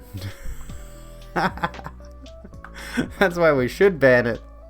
I want to see them have a bitch fit about cancel culture. Fuck yes. But I can definitely see the viewpoints of these particular streamers, especially here. I mean, I don't know the effort that would be required to ban Pepe the Frog necessarily. I consider this to be an inclusive space where people are welcome and should feel safe. So obviously we get rid of a lot of the bad things that pop up in chat, generally speaking. Perhaps most important is streamers' ability to educate themselves and grow. It's easy to see a funny frog emote and think nothing of it, but understanding the context has led streamers to change their minds. Control Alt Quinn says, regrettably I didn't do the proper research on how it was used as a symbol of hate. Having an inclusive, safe community is extremely important to me, especially as someone who is black and a member of the queer community. It is not up for debate in my community. If something makes folks uncomfortable and has such a public history of hate, why should we have it around? That's a good point. You're welcome. When I got on the platform, I noticed that a lot of people used them just as silly emotes and even added them to my channel, said Hey Selena TB, who has since removed the emotes from her stream after speaking with members of her community. I've been working hard to foster a safe environment and learning to be a better ally to all marginalized groups, and having a frog emote, as much as some of my community may feel sad that it's gone, is not worth the discomfort of new people coming to my community. Pepe remains in abundance in some of the biggest streams on Twitch, with streamers more scared to alienate their audience than to educate them. This is the major problem. Yeah, this comes back to the Vorsh thing, right? It's like you've got big streamers who are pulling in thousands of viewers who are routinely using these particular emotes. And their fear is if we take away the emote, we're going to lose our audience. So that becomes the thing a lot of people become entitled. Yeah, who mentioned entitlement before? Someone mentioned entitlement. That's basically what it boils down to. If you've got streamers like XQC, Hassan, whoever else uses Pepe, honestly. I've seen a number of big streamers referencing Pepe in their streams on Twitter and everywhere else. And it becomes this thing where it's like it's a staple of their brand in a sense. In the sense that they don't disavow people using it. Yeah, entitlement. Hydrate's out of stock because I'm out of water, I guess. Like 2 mils in there. I can't really, Yeah, if it makes people feel unsafe, you can support banning it. Yeah, like you don't want to be sharing a space with people who are potentially white supremacists, is the issue. It's like, what if you go into a stream and everyone's spamming Pepe the Frog emotes? What is your first thought going to be if you know the association that it is a white supremacist potential emote? You know? Yet removing the emote is the simplest way that streamers can take a stance against hate on the platform. Skull Kid Nico has a good take here. Honestly, it's a green frog. I feel no need to fight to take back Pepe. It's an emote. It can be replaced. If you're thinking of using the emote in a Twitch chat, consider the potential impact of both of others in that community and how you may be perceived. You're really trying to convince me that there is no other imagery or emojis out there whatsoever that can convey the message you're trying to make, says Pleasantly Twisted. It's a dead meme, team. You gotta get over it. Well, there we go. I think that pretty well sums it up, honestly. You know, I can see the viewpoint that a lot of people might be ignorant of it, as it was mentioned here by Control-Alt-Quinn. Didn't do the proper research, you know. Where, you know, a lot of people will just see the meme and not realize the association that it has. And immediately think, oh, this is fine. There's no problem with this. Despite the fact that there is. There is that tie to it. There is that tie to certain things, certain images, certain phrases. And again, comes back to that thing we were talking about before. It's like my definition of an image, my definition of a logo might be different to your definition of a logo, as an example. What's another good example here? Think about the way we look at the McDonald's M, right? If you have somebody who had been eating McDonald's for a significant portion of their life and decided, I'm going to get in shape and I'm going to stop eating McDonald's all the time, they're going to associate McDonald's with something that made them overweight and gave them a bad quality of life in the first place. But someone they might meet on the street will be like, oh, hey, the Golden Arches, I'm going to go get a Big Mac. When they're next to the person who's got that negative association with something that they were addicted to for a while. You know? So the way that we both the way we both perceive an image, you know, all of us will have different perceptions of what these things mean. And in some cases, the association is perhaps not worth the issues that it causes. You know, the use of a certain imagery is not worth the harm it might cause. You know, you got to get heading out, Rena. Have a good one. Thank you so kindly for hanging out tonight. Reason you don't have BTTV or FFZ most of your chat. Yeah, that's a fair point. I can't be bothered installing it is the main reason. Like, I know I could install one of those and then have access to a ton more emotes that I could set myself. But I'm lazy, and also I just don't want to have that potential Nazism, you know. There we go. I took my ring off because I'm going to go to the bathroom, and I don't wash this ring. I don't wear this when I'm washing my hands because it'll take all the colors off it. We'll be right back, folks. Don't go away.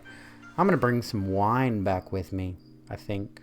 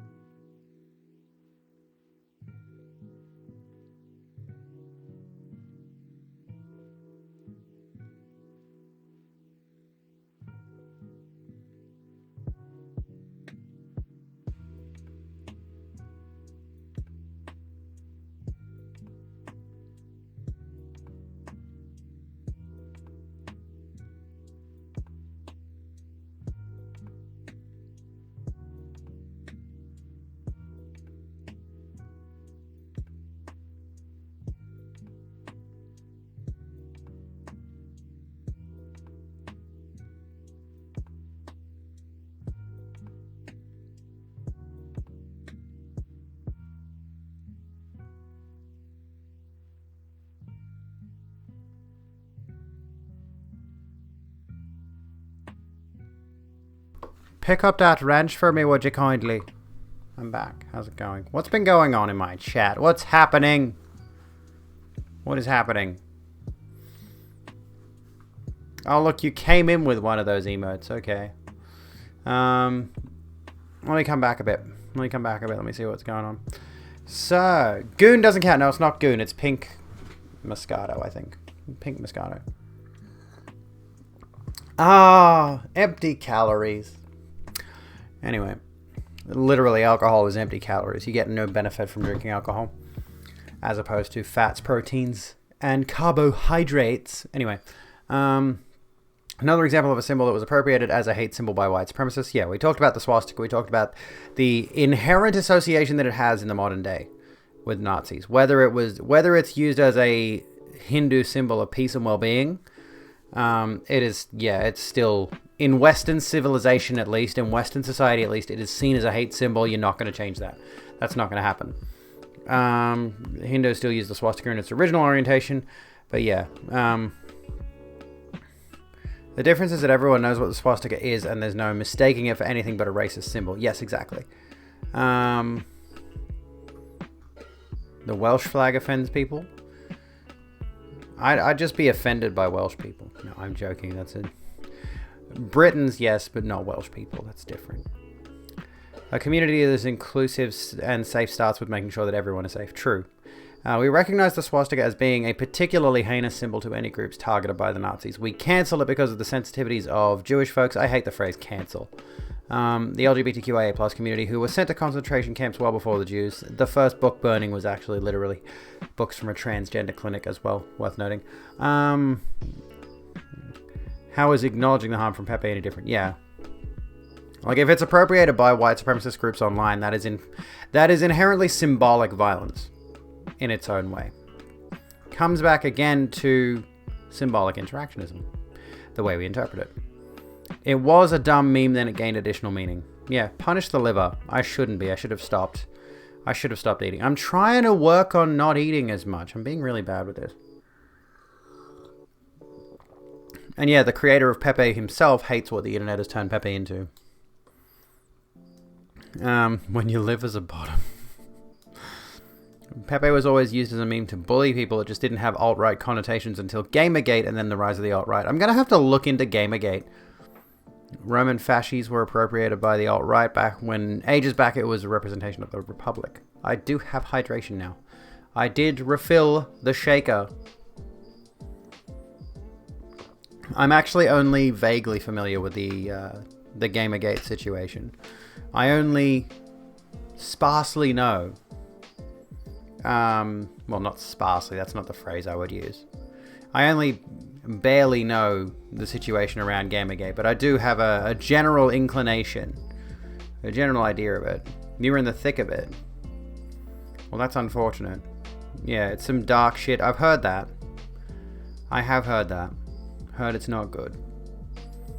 But yeah, Pepe is, again, something that I've only really seen. I've only noticed it recently. Hello, Wither. How you going? It's Rogue. The U goes after the G. I'm going to keep hammering this into your heads until you get it. One of your favorite TikTok memes on your For You page today. Is that what that means? For the first time in a while, that song, every issue is perfect from the bottom to the top, but it loops the word bottom over and over and over. Oh, goodness. Which is why I really do not appreciate Pepe. I think I can understand where you're coming from, Story, honestly. For You page. That's alright. You don't need to apologize for being here late. As long as you're here. You should just be here all the time. Anyway. I don't know how people stream for like 6 hours at a time. I used to do it when I was just playing games. I would play Minecraft and Skyrim for hours and hours at a time. But I'd like it doing just chatting. You're leaving! You're not allowed to leave. I will chain you down and I'll make you like it. The Rooster's Hens, how you going? Welcome in. How's it going? Welcome to the Rogue Room. Take a seat. I gotta change this. I don't like the way this logo looks. I'm not a fan. I gotta figure out something new. So what do we got here? Oh, I'm not playing this. No. I'm not playing this if it's got that association with it. Honestly. Speaking of things that have, so hang on. Saw something on Google pop up earlier talking about some guy who's been live continuously for the last 2 weeks. Oh my goodness. More of a virtual worlds obsessor. That's still gaming in its own way, though. VR chat and Second Life. I am.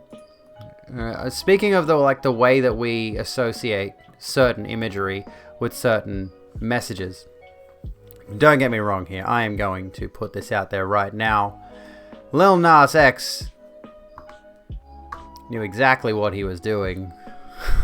This man is a legend. First of all, let's clarify, Lil Nas X is an absolute legend for this music video. For everything associated with this music video. Lil Nas X is a genius. By all accounts. Okay? The outrage over WAP has barely died down, but conservatives are once again up in arms over a music video. What a shock that is. How delectable. This time the target of their ire is Lil Nas X's new video for Montero, Call Me By Your Name, in which the Old Town Road singer explores the complicated intersection between religion and sexuality by riding a stripper pole down to hell, then giving Satan a lap dance. I fucking love it. I love this video. It's so great. Artists have been imagining trips to hell for hundreds of years without anyone raising too much fuss, but then Dante wasn't a gay black pop star. That's very important to note. Also, as far as anyone knows, Dante didn't promote the Divine Comedy by selling a limited edition sneaker made with human blood, which is the approach Lil Nas X has been taking with Montero. On Friday, news broke that Lil Nas X and MSCHF had collaborated on Satan shoes, a limited release of modified Nike Air Maxes decorated with pentagrams and a reference to Luke 10:18. And he said unto them, I beheld Satan as a lightning fall from heaven. They're only making 666 individually numbered pairs of shoes, and each one is made with a drop of real human blood. Not surprisingly, Nike wants everyone to know they had nothing to do with any of this. They look fucking good though, like they're really legit shoes. I like them. So apparently there's a drop of blood in there, the rest of it's like red dye or something.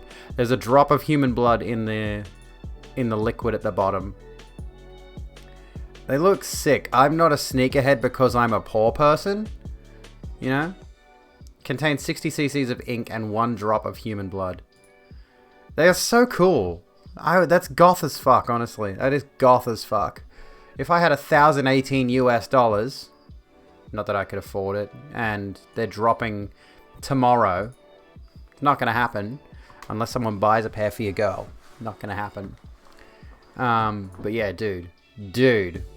How metal is that? What's the obsession with blood? The Bible, quite frankly. It's satanic. It's frightening and scary to them. They started it. Can we just say the Christians started it with their fucking drinking the blood of Christ and eating his flesh? Yeah, I'd buy a pair if I could. Honestly, sick, mate. Sick.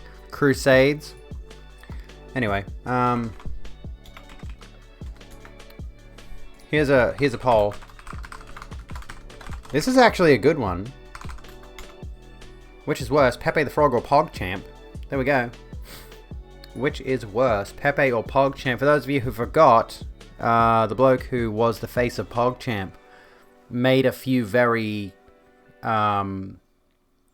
not good statements that got him removed from Twitch as a global emote. I forget what he said. Something that was Trump supporting or COVID denial. What did he say? What was the reason he got banned? Why has Twitch banned the PogChamp emote? What did the guy say? What? And this was an absolute fuck up on Twitch's part. By the way, the way they responded to this was absolutely ridiculous with their cycling of a bunch of different PogChamps. That just made things worse. They should have just removed the emote and been done with it. Ryan Gutex Gutierrez. Will there be civil unrest tonight for the woman who was executed inside the Capitol today, or will the hashtag MAGA martyr die in vain? That's what got it banned. There you go. For anyone who missed it.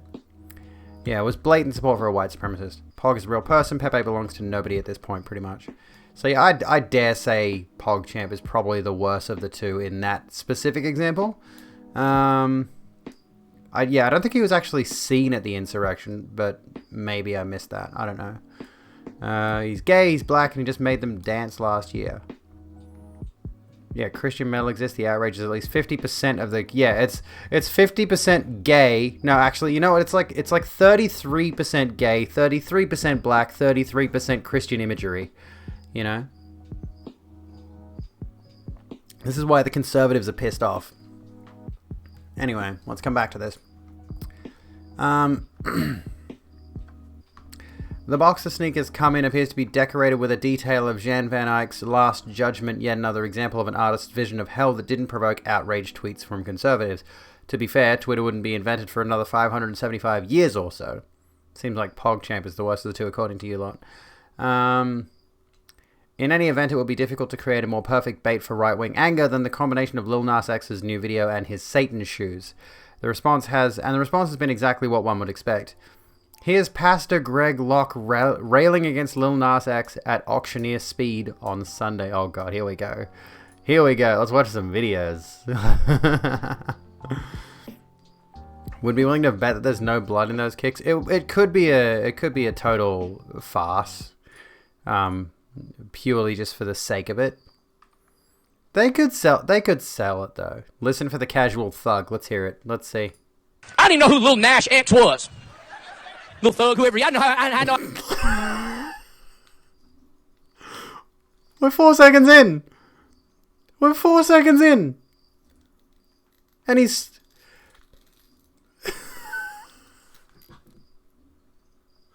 We're 4 seconds in. Oh my god. No idea who he was. We was riding this morning. Hudson said, well, you know what made him famous? I said, well, he said, you know, it was that Horses song. Got my horses and whatever that song. I was like, man, that song's got a cool beat. I'll never be able to listen to it again. Bunch of devil-worshipping, wicked nonsense. Pentagram wearing on your Nike tennis shoe 666. You think I'm going to stand for that? You've lost your mind. You tell Lil Nash X I said so. Bunch of Satanism, bunch of wickedness, bunch of devilism, bunch of demonism, bunch of psychotic wickedness. I didn't know who... Oh, yeah, they're psychotic. Yeah, Lil Nas X is psychotic. Okie dokie. Greg Locke. Apparently that wasn't my computer, by the way. That was just the quality of the video. There we go. He talks faster than most rappers. That's a skill that they develop. It makes them more convincing. He's like an auctioneer. Yeah, at auctioneer speed on Sunday, yeah. Here's a tweet from Governor Kristi Noem. I like the fact that her name is highlighted in red. Anyway, our kids are being told that this kind of product is not only okay, it's exclusive. But do you know what's more exclusive? Do you know what's more exclusive? Their God-given eternal soul. We are in a fight for the soul of our nation. We need to fight hard and we need to fight smart. We have to win. Lil Nas X dunked on her and Gun Girl. Yeah, he was trashing on Gun Girl hard. Did he quote tweet this or he might have? I don't know. But yeah, Nas X is, there's an article that we're going to come back to, where he's just dunking on people. This is great. I just love this. This is amazing. This is fun. I am drinking a pink Moscato. It's basically a rosé, honestly.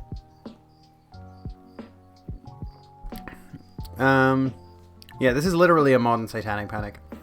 And as for Lil Nas X, he initially seemed delighted that he'd successfully trolled right-wing Christians, vowing to sample Locke's sermon and gleefully dunking on Noam. You're a whole governor and you're on here tweeting about some damn shoes. Do your job. On a more serious note, Lil Nas X explained that he didn't care if his critics were mad because their belief that homosexuality was immoral made his teenage years miserable. I spent my entire teenage years hating myself because of the shit y'all preached would happen to me because I was gay. So I hope you are mad, stay mad, feel the same anger you teach us to have towards ourselves. By Sunday, Lil Nas X seemed to have reconsidered his position and posted a thoughtful apology to the people he'd upset with his shoes. Sadly, I can't show it to you. Age restricted and only available on YouTube, but... yeah, I love a nice rosé as well. It's worth going to watch the video. I'm going to mute it. I'm not going to play it. Because DMCA. So it's a really good apology. I'm going to let you watch it. because I'm not going to get into trouble for this shit. Okay? So you go watch it. You go do your thing. You go do your thing. Go watch the video. Come back when you're done. With any luck, that will put an end to this controversy. Anyway. And there's even more of this. There's even more to this story. It doesn't stop there. Lil Nas X gives a masterclass in putting conservatives who call Montero, Call Me By Your Name, evil in their place. You're back, radio hands. He is a legend. He is an absolute legend. We now stand harder than ever before. Celebrating the success of his bottoming bang. Holy shit, by casually clapping back any conservative calling the song depraved and evil. As countless fans welcome Lil Nas X, who both invented private property and SpongeBob SquarePants memes as their savior, the singer picked up on a few who weren't as happy about the song. For some reason, giving Satan a fiery lap dance after pole dancing down to hell itself has irritated some conservative commentators on Twitter, like I said. The moment I saw this video, my first response immediately was like, this is gonna piss off so many rightoids. And it's gonna be glorious. It's gonna be magnificent, marvelous, electrifying. What is the real ultimate nothing? Literally nothing. It's just nothing. Nothing happens. There's nothing that will happen. That's the point of it. Poeing the conservatives is fun but too easy. Yeah, it's easy to piss them off. It's great. Across a series of tweets, the hitmaker hit back against some of the blasphemous backlashes his sensational music video stirred up. Lil Nas X reminds conservatives of calling his music evil that there are mass shootings every week. Director and self-proclaimed free thinker Robbie Starbuck showed how much of a free thinker he is by tearing down Lil Nas X on Twitter. He decried the video as pushing out intentionally evil content to kids. Many of these people are evil, he added. I say this having directed a lot of these celebs. We're not sure if these celebs are going to hire him again after that comment. Lil Nas X simply responded, Satan with love heart eyes. Oh my goodness. In a since-deleted tweet, Matthew Betley shared an opinion that absolutely nobody asked for. It's just sick and depraved and an attempt to destroy our society, he said of the video. According to screenshots, there is a mass shooting every week that our government does nothing to stop, the 21-year-old songwriter replied. Me sliding down a CGI pole isn't what's destroying society. Rapper Mint Chip, who has 8,000 followers, was next on... I like how they point that out. Was next on Lil Nas X's radar, who has 5.7 million. We've talked about how bad this is before, but these people are literally going after this dude. So, their own failing. Shared video footage of the Old Town Road musician performing in a school assembly hall, dozens of cowboy hat wearing children jumping and singing along with glee. The system is targeting kids. Lil Nas X's fan base is mostly children. They did the same thing with Miley Cyrus after Hannah Montana. Right, whinge. Right, whinges. I love it. There was no system involved, the internet personality replied. I made the decision to create the music video. I am an adult. I am not going to spend my entire career trying to cater to your children. That is your job. Why is it, why do they always go with the think of the children thing? It's like, you take care of your own children. You take care of your own children. By the way, Old Town Road, which is a banger that a lot of kids love, yes. But he literally references adultery in that song. Like, it's not a kid's song to begin with. If a song becomes catchy because kids like it, like, no music is necessarily made for your kids. And Lil Nas X has no responsibility to your kids. No one has a responsibility to your kids except you, dipshit. You're the one who has to control them. You're the one who has to teach them right from wrong. If your morals and ethics that are based in biblical bullshit are that important to you, it's your responsibility to take the reins there, not anyone else's. And if you are that bad of a role model that people are looking up to if you're that bad of a role model that your kids are looking up to a celebrity instead of you, whose fault is that? Anywho. I made the decision to create the music video. Yeah, we already read that bit. Whose fault is that, honestly? At the end of the day. Who is the one failing at parenting here? I certainly don't think it's the celebrity gay man who has no children. I don't think it's him. He's not the one failing any kids here.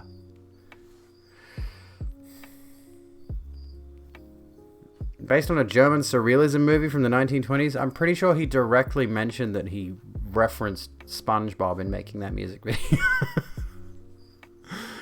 Think of the children really fucking rage-making to most trans adults. Oh, yes, it is. They are quick to say that most people are too easily offended, yet they are acting like this. This is exactly right. Chill Cat Dad, thank you for the follow. Welcome formally to the Rogue Room. But yeah, these are the kinds of people that go on and on and on and on and on and on and on and on and on and on and on and on and on and on and on and on and on and on and on about the triggered lefty snowflakes, the triggered libtard snowflakes. They go on and on and on and on and on about this. And then they get offended when the Dr. Seuss estate removes 6 books from publication that those Republicans didn't even know the names of. These people get pissed off about non-issues, and you know why they get pissed off about non-issues? You know why state senators, or whoever the fuck that lady was, are getting pissed off about this? Politicians who should be doing legislation. You know why they get so angry and fired up about this kind of nonsense on social media? To distract their constituents. It's not about the actual satanic imagery. I mean, it is in a sense. It's a convenient way to tie in the Christianity complex, the God complex, conveniently enough. But it's not so much about the imagery involved as it is saying, look at this thing, look at this evil, bad thing. Meanwhile, they're over here doing some really corrupt, under-the-table shit in Congress, right? Yeah, if conservatives cared about kids, they wouldn't be conservative, indeed. You have an alternative take. Think of the kids. I do think of the kids. I think of the boys who are mocked for wanting to wear dresses. I think of the girls who are made to play with Barbies despite not liking them. Think of every child and adolescent who is told their feelings are just a phase. Yeah, I think about the fact that gay kids are told there's something wrong with them. I think about the fact that Lil Nas X was raised in an environment where he was told to hate himself because of his attraction to other boys. You know, and now he has the power to come out with such an absolute banger of a song that says to all those gay kids out there, and yeah, it's a very overtly sexual song, but at the end of the day, sex is going to happen. Gay sex is going to happen. And, you know, we should be working towards media that represents queer people in a positive light, in an empowering light, that says to them, hey, you have just as much value in society as any other person does. Your sexuality does not define you. Just because you might be outwardly gay or outwardly trans, hello, doesn't mean there's anything necessarily wrong with you. I would kill, honestly. If back when I was 15, I relate so hard to the message that he put out to his younger self, to his younger closeted gay self. I relate so hard to that notion of, like, when I was a kid, you know what the representation of trans people was? This is a girl who has a dick, now everyone vomit. That was what I saw in movies, in TV shows, in everything. Chick with dick, Buffalo Bill, that kind of shit. And that pushed me so deep into the closet, it wasn't until my 31st birthday that I finally came out and accepted who I was. I knew when I was fucking 14 or 15 that I was transgender. But the explicit, hateful, and disgusting representation of the trannies pushed me so deep into the closet. And that happens to gay kids as well. Like, Lil Nas X as a representative for gay people is doing some good shit, man. He's doing some good shit. Whether the video is overtly sexual or not is beside the point. He's being a positive role model for gay kids to accept themselves. Anywhom, and yes, Lil Nas X is cute as fuck. The conservatives would still be against it even if people Gentle ponies in a music video. 1,000 sexual songs come out every day. They're mad because they hate gays. Yes, exactly. That's it. At the end of the day, that is the entire crux of the argument. The outrage over this song is 50% because he's a black man living his truth and being successful at it. Abso-fucking-lutely. He is more popular than any of those critics. Any of those people shouting him down. He's got millions more followers than they do. He's got much more money than they do. He's got much more of an audience than they do. We are talking about Lil Nas X again, yes. Yes, indeed we are. And being alcoholics. Because I don't care about my body anymore.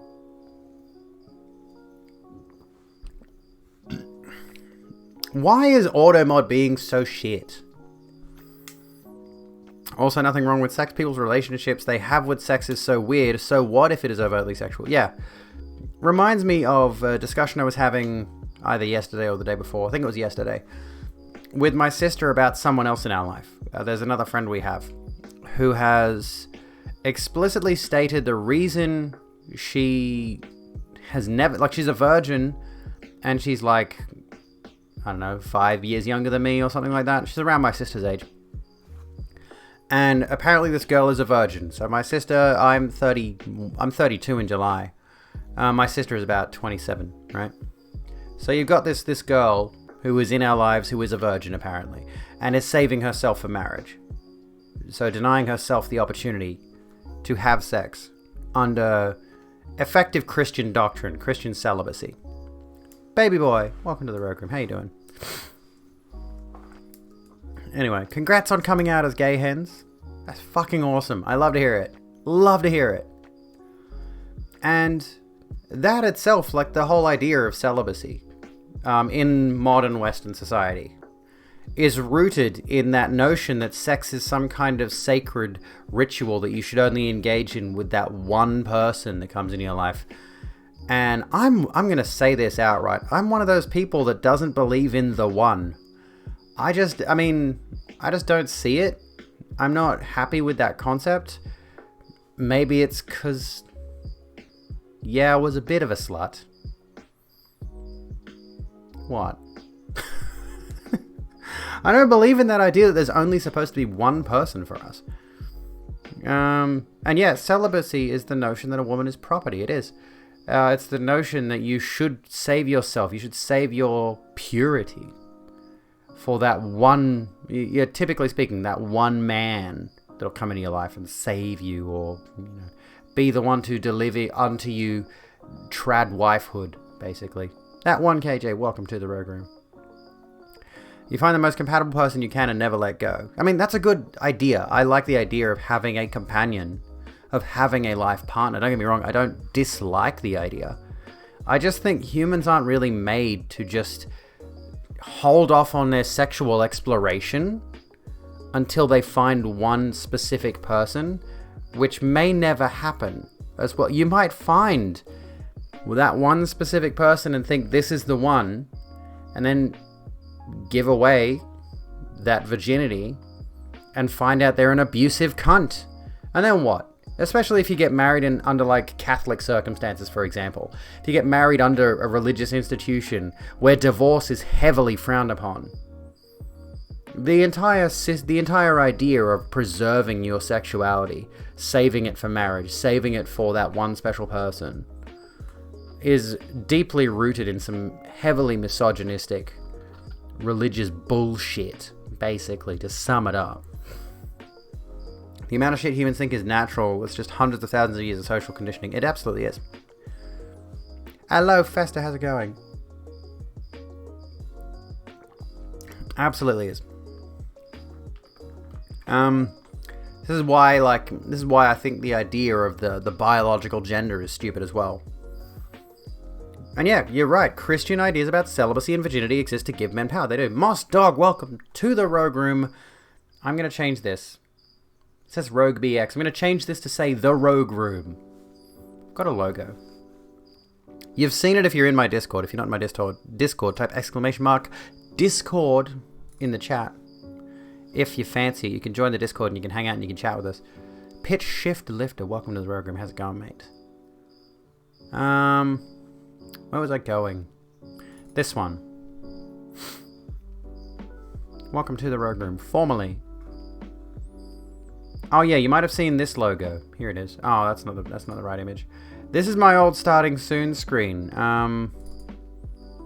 This one, right? This is my old starting soon screen. I'm gonna change the colors on this logo a bit and fiddle around with it, but I'm gonna take that. I'm gonna slap it up there. The Rogue Room.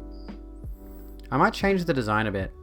But this is the Rogue Room. At the end of the day, you are sitting in and you are chilling out in the Rogue Room right now with me. And this, though it is my username, it's not going to be forever, by the way. I'm going to change it once I have the ability to do so. I think, if I'm not mistaken, I actually, on my phone, on my calendar, in yon calendar, where is it? I have it saved. On the 17th of May, I'm allowed to change my username after Twitch decided for me that I'll be Rogue BX. Ye old digital calendar. Congrats on 3 years. Thank you, Story Girl. I'm glad I was able to do a celebration stream last night, to do a 3-year stream. But it wasn't good. I'm going to be honest with you. I didn't like last night's stream. I don't know what it was. It wasn't good. You know, hitting 3 years on Twitch is pretty cool. Getting to that 3rd anniversary is pretty cool.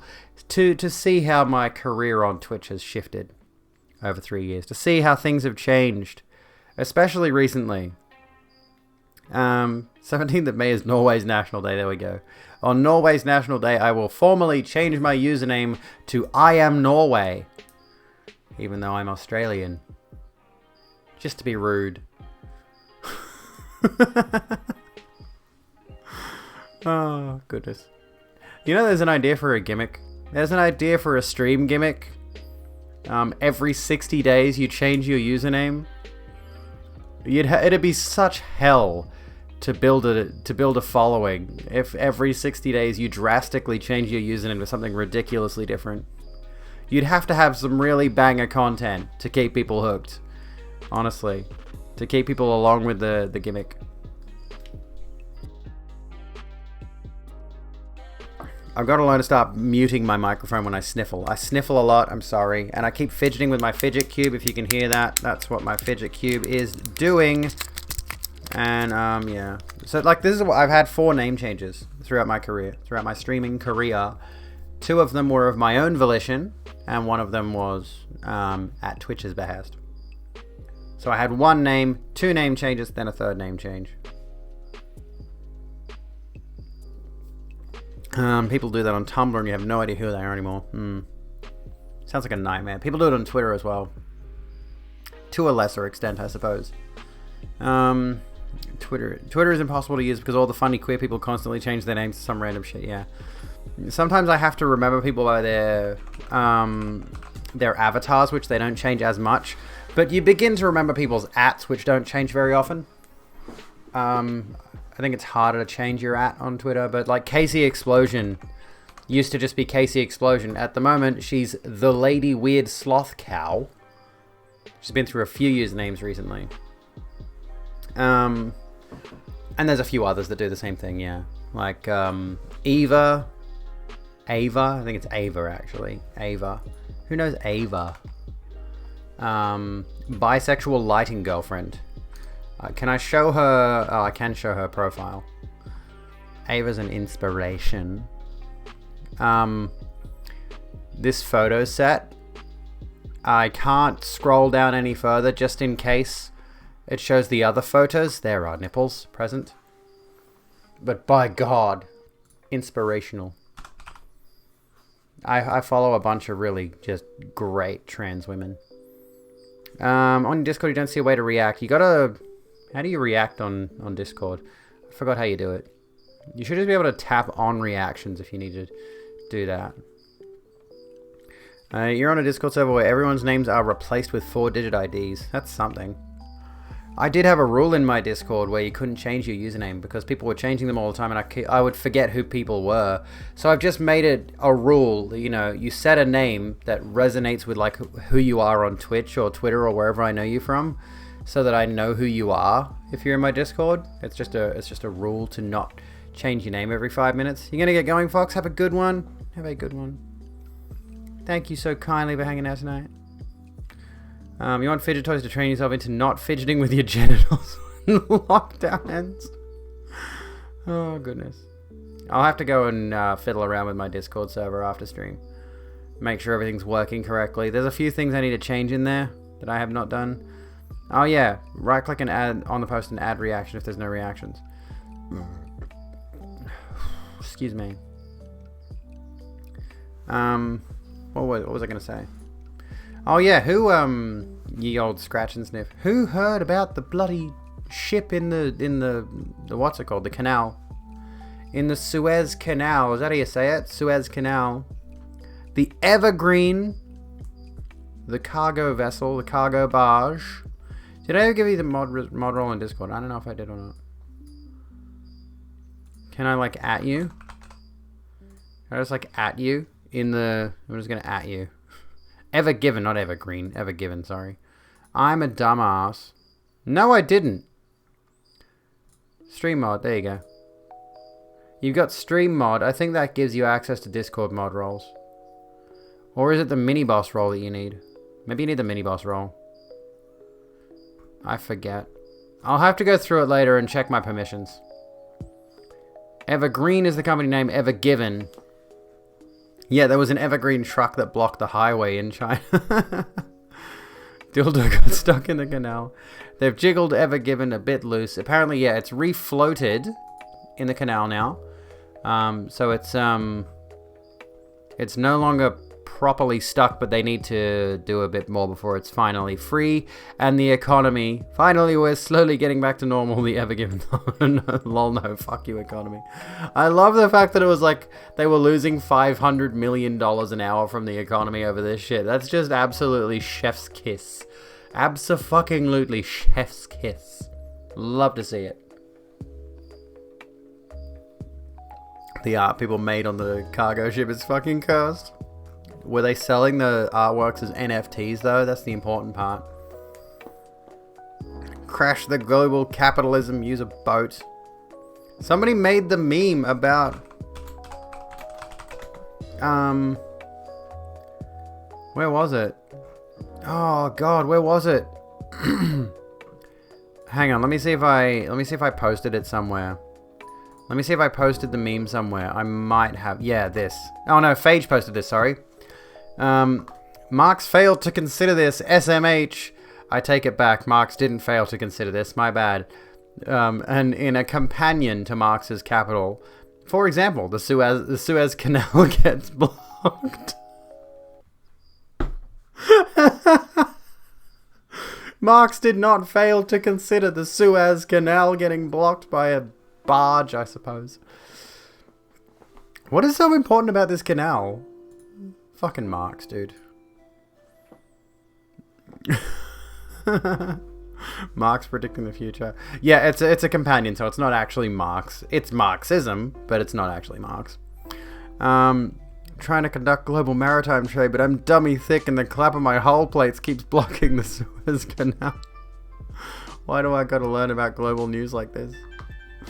And there was some Rule 34 that was just, yeah, literally a very large-breasted cartoon girl blocking the canal. Same response from some people. Why do I have to learn about world news this way? Hilarious thing is that by the time the ships have been headed, the ships that have headed south around the Cape of Good Hope get where they're going, they will probably have been better off waiting for the Ever Given to be freed. So shortcut, that means you don't need to go around Africa. Oh, I see. There we go.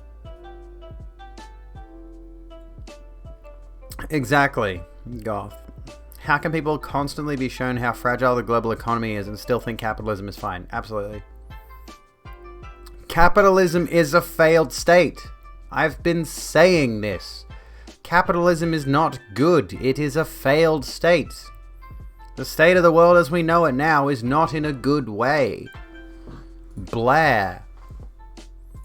And while we're on the subject of politics, I suppose, do we want to hear what Scarlett Johansson has to say about politics?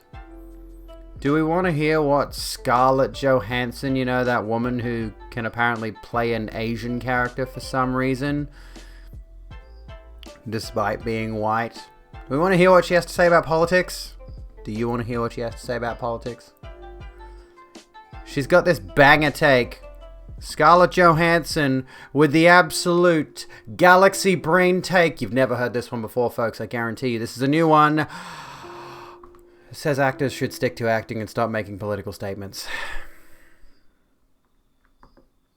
Scarlett. No. Don't be a centrist.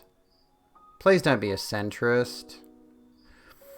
It's one of those moments. Hollywood actress Scarlett Johansson rejected the public compulsion to seek political statements from celebrities and said that actors should stick to acting instead.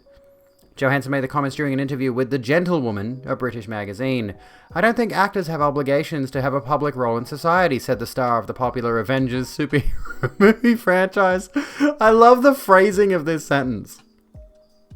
"I don't think actors have obligations to have a public role in society," said the star of one of the most popular movie franchises of all time, which by its very definition gives you a public role in society. Scarlett. That's the contradiction.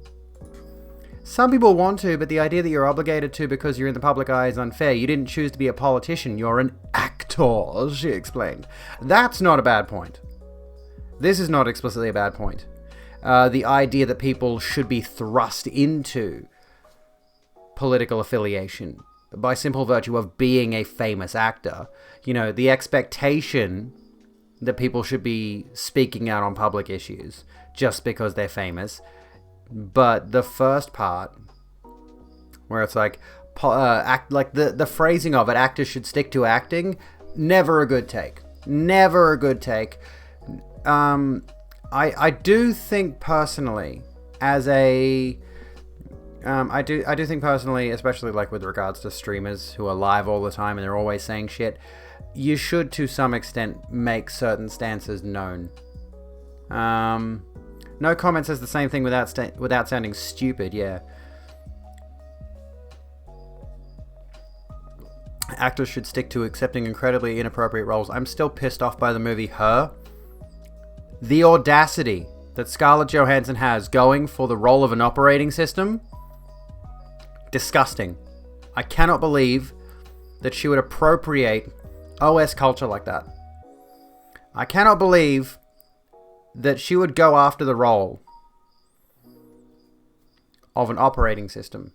That role should have gone to an operating system actor. But Scarlett Johansson. Okay. Whatever. Welcome to the Rogue Room, Dorian Sapiens. How you doing? Feel this with companies. They should just try to stop being on Twitter. Politician and actor, I mean Reagan. Yeah, Reagan. Now you want a glass of wine? Now I want a glass of wine.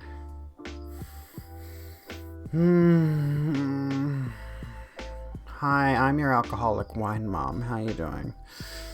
Trundle-ask, welcome to the Rogue Room. A Matthew McConaughey take from Scarlett. Oh no! Oh no! No. What are we reading? Johansson has faced her fair share of woke criticism. Oh god. This is a right-wing publication, isn't it? She was accused of whitewashing in 2017 when she took on the lead role of Ghost in the Shell, a classic Japanese anime story.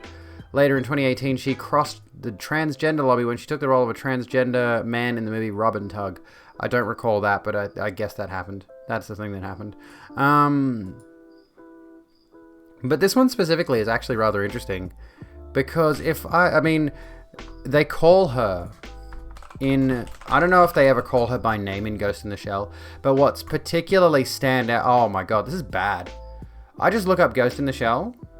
I just looked up Ghost in the Shell on Google. The first result is her movie. Google, what's this propagandistic bullshit? Anyway, in the movie, if I recall correctly, she's only ever referred to as the Major. No! She's Major Mira Killian. Not Major Motoko Kusanagi. Thanks, I hate it! As someone who's actually, like, one of the very few anime I have watched, Ghost in the Shell is by far one of my favorites. Hanks, I hate it. Never gonna watch this. Anyway. Yeah, I thought they just went by The Major. I thought they just called her The Major. And here's what makes it even worse. You wanna make it worse? Should I make it worse for you folks? Should I make you suffer? Need I make you... I think I'm going to make you suffer. I'm sorry. I have to do this. I have to hurt you. Scarlett Johansson as Major Mira Killian / Motoko Kusanagi. Kaori Yamamoto as young Motoko. So they cast an Asian girl as the child version of the character. And the white girl as the adult version of the character.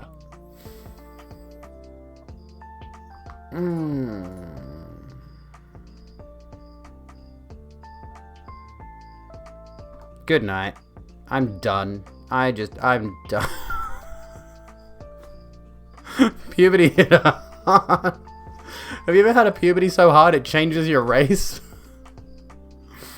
Oh my god. Hello, Unicorn. How you doing? I'm actively pissed off right now. This hurts me in a physical way.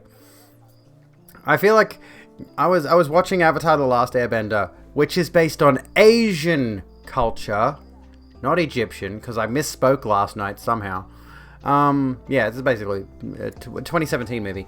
Anyway, but yeah, I was watching Avatar: The Last Airbender with my friend Jacinta. And we're going to keep watching that, and I was really enjoying it. And then I said to her, it's like, I feel like once I'm done watching this, I need to watch the movie just to see how bad it is.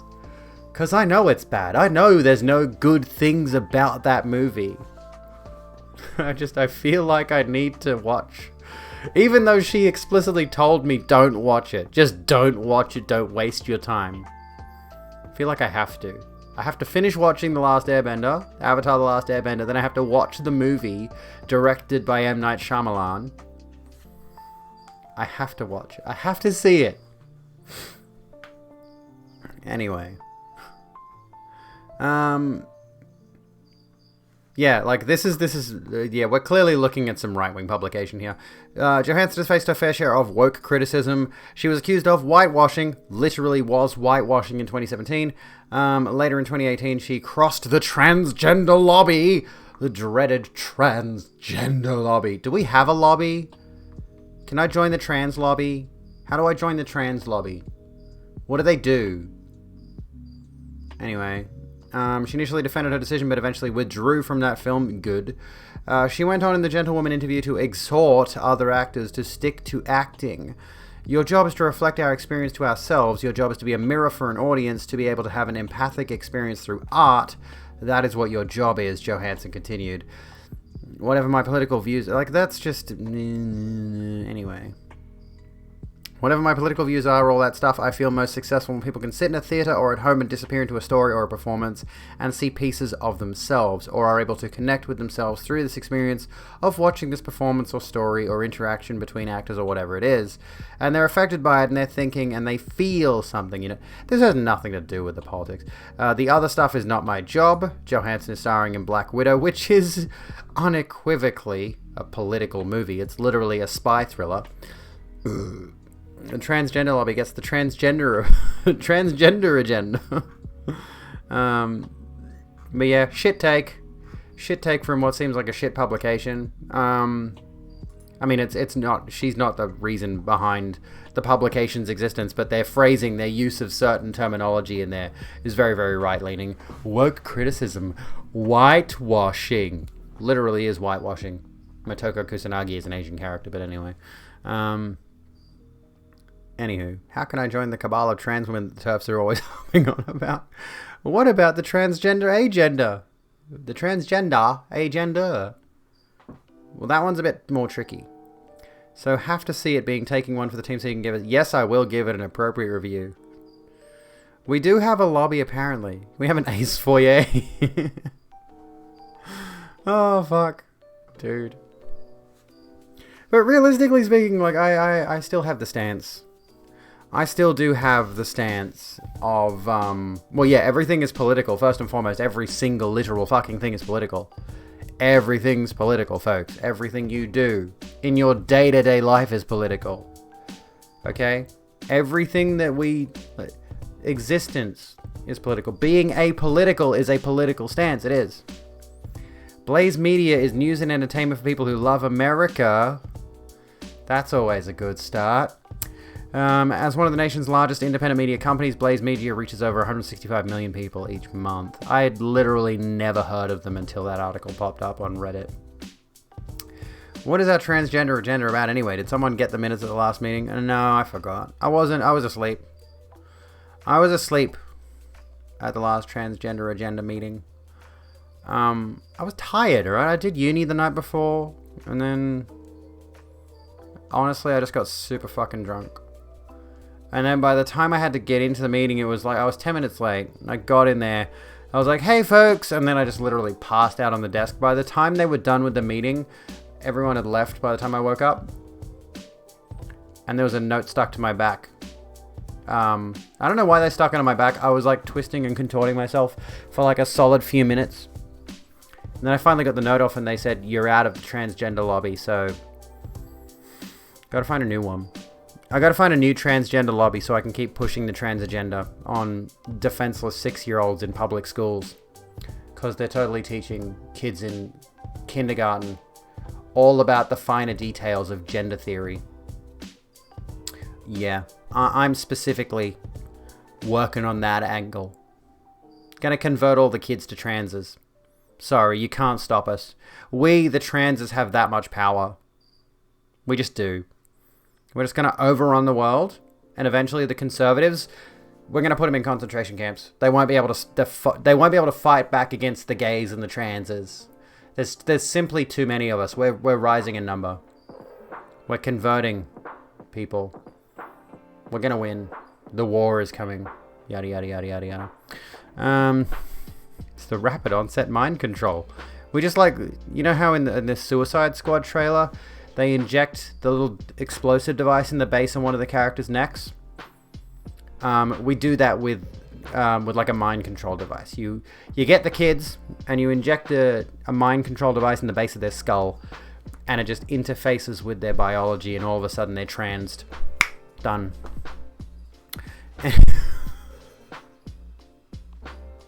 What the fuck is wrong with me, dude? Like, trans the world. How am I coming up with this shit? Anyway, transed 4 people this morning. That's some good shit. You're gonna hit that quota. Most of the in-depth gender theory stuff, like wildly non-sexual, yeah, pretty much.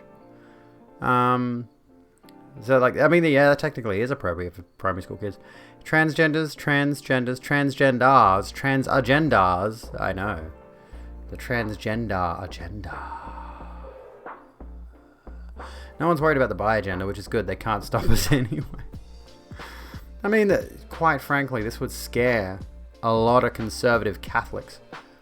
But there's a lot to suggest that nobody's sexuality is set in stone to begin with, and that sexual fluidity, is much more the norm than we realize. Like, there are a lot of heterosexual presenting people now who could very well be bisexual or pansexual in the not too distant future. And yes, I saw the new trailer, it was good. Trans agenda. We've gone through all of the trans agenda jokes at this point. I think we're just recycling them now. Gender communism now. Sexuality so fluid it's water. Banjo Betty, welcome to the Rogue Room. How you doing, friend? Yeah, the new trailer for Suicide Squad was good. I liked it. For the Suicide Squad. Actually looks like a good Suicide Squad movie. I'm going to go check it out. But yeah, I liked it. I thought it was good. I thought it was rather interesting that they show off... what's his name? Hang on. Because we mentioned the syringe into the neck thing. I've forgotten his... Michael Rooker is playing Savant in the movie, right? And they specifically show his character getting injected with the detonating... The if you don't listen to us, we'll blow your head off device, right? James... Why did you show us specifically Michael Rooker getting the head explodey device implanted in the base of his neck? Mr. James Gunn, are you gonna kill off Michael Rooker again? Don't be mean. Michael Rooker seems like a nice person, and you're gonna kill him off, aren't you? You're mean, James Gunn. I like you. Anywho, you want the shark to eat you. How good, if you haven't seen the Suicide Squad trailer, go watch it. How good was the fucking... Is it King Shark? What's his name? Yeah, King Shark. In the trailer at some point, he rips a dude clear down the middle in half. And it is the most gruesome shit. And I am so keen for it. Like, I love that kind of stuff. Okay, first and foremost, like, let's just put this out there. Don't date me. Just don't date me. Because I am the creepy, sometimes goth girl who really enjoys excessively gory shit. I'm fucked up. Okay? Let's put that out there. I like fucked up shit. I like heads getting blown off. I like people getting torn down the middle. I liked that scene in one of the Final Destination movies where like a barbed wire fence gets blown out of the ground and spirals and twists through the air and a guy gets sliced into a bunch of different pieces. That was the sickest shit ever, man. Similar to that scene in Resident Evil, the first Resident Evil, where they go through the laser corridor and the guy gets like chopped into little meat cubes. It's so fucking good. I have not seen the disturbing movie Iceberg, no. You're the same, you love that shit. It's like, it's really morbid. I think I especially love body horror. I especially love body horror. The Thing, one of my favorite movies. One of my favorite movies. Oh yeah, the laser scene, I saw that as a kid. Like that was a nightmarish thing. But it probably honestly just turned me on to the whole idea of gory movies anyway. Final Destination is tier 1 out of 8 tiers. Tier 1 is in the best tier out of the Final Destination. I've seen a few of the Final Destination movies. The first one's the best one. Videodrome. I'll have to give that one a look. I haven't seen that. But yeah, I like The Thing quite a lot. I need to rewatch The Thing. Oh, that's the least disturbing. Okay. I remember a scene from one of them as someone who does lift. As someone who lifts. Oh my god, I'm so scrawny. Look at it. I'm tiny. Look at me, I'm tiny. I'm baby. Oh my god. Like I have biceps. Don't get me wrong here. Oh my god. I'm a little bitch. Where's all of my flesh gone? Nope, not there either. Okay, anyway. All of my flesh has gone away. It's the test blockers. It's the antibiotics. Hate stuff like that. Makes you overly paranoid. Yeah, I'd get that. I know that. I know that very well. I get a ton of intrusive thoughts about particularly gruesome incidents, and having those occur, like one of the most common ones is I'm going to wrap my car around a pole and just get absolutely obliterated. You know, like gore in movies is fine, gore in games is fine, but like the concept of it happening IRL and the fact that this invades my mind all the time. Oh, the iceberg image. Okay. Oh, I think I get what you're getting at. Goodness me. This is disturbing. So, like Friday the 13th. Why is it spelled Friday? Like a French fry. Texas Chainsaw Massacre. Anyway, I think I get the point being made. It gets worse and worse and worse the deeper you go. It's the meme format. There you go. What were we saying? Oh my god, I'm tired. The first one actually has a point. The rest are just about gore and funny and deadly Rube Goldberg machines. I did used to stream Dark Souls 3. Actually, on the subject of really gory games. Not Dark Souls, but Bloodborne.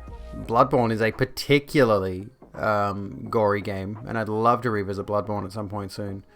The only thing that I'm remiss about Bloodborne is that it's such a gruesome game in a lot of respects. A lot of monster designs and a lot of the horror amidst it is really good, and yet you can't dismember any enemies. Like, here I am with a blade that's like a saw, and I can't chop people's heads off. I can't, like, mangle people's heads off. I feel like Bloodborne needed dismemberment. Why do more games not have dismemberment? More games need dismemberment. PS4 wouldn't handle that. I mean, Bloodborne hits 15 FPS on a good day when you stick the PS4 in the freezer to cool it down so it doesn't take off. Old school game, you still think of Sega Genesis Mortal Kombat as a gory game. Yeah, what were the fatalities like in Mortal Kombat?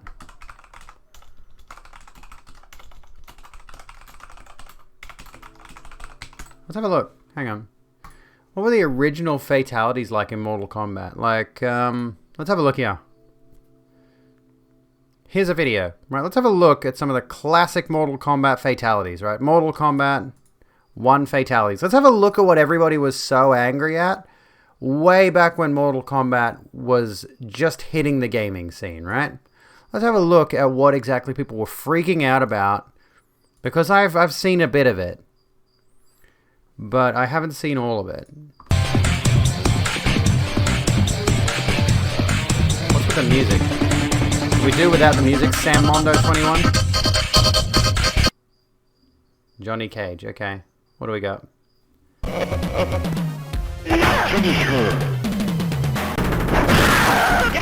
Johnny Cage wins.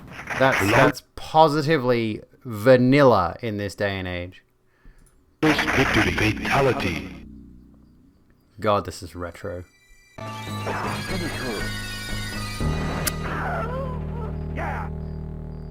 Okay, he put his foot in her torso. Like, it evokes some gruesome imagery, but nothing happened. Johnny Cage. It wasn't represented. Why is he doing it on Sonya Blade? Really? Conservatives, what the fuck? Kano, okay. What is this art, by the way?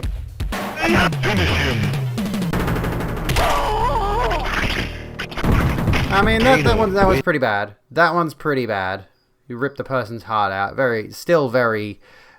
I mean, they did that in... That's quite obviously an Indiana Jones reference. I didn't even know that, honestly.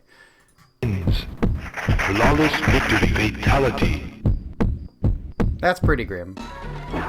He ripped his deltoid out.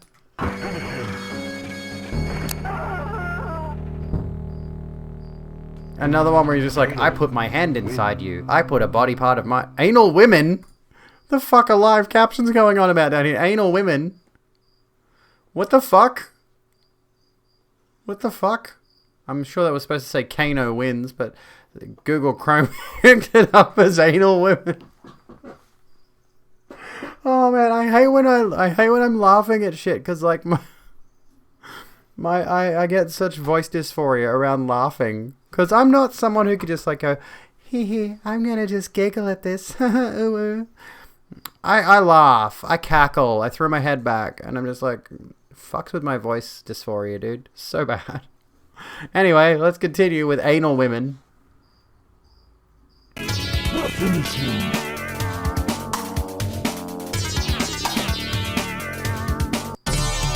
What's that? What did he do? What did he do? He ripped something out, but I don't know what he did. It looked like a black beanie. He looked like he ripped a black beanie off them. It was just, he might have tore off his hair. Maybe he scalped him. Yeah, I don't. What was that? Raiden. I know, Raiden with a Y. That's how it was spelled originally. It was originally R-A-Y-D-E-N. They couldn't get the rights to R-A-I-D-E-N for some reason, and later on they changed it. I know this little fun fact.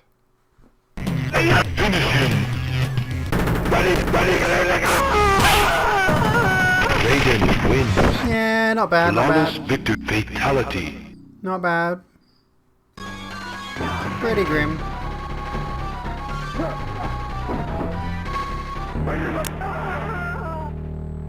Nah, that's cartoonish. It's like, okay. Gonna talk to a gender counselor in about an hour to start your journey. Oh, that's awesome, Raw. That's awesome. I wish you the absolute best. Okay then. Okay then. Raider women. Finish him.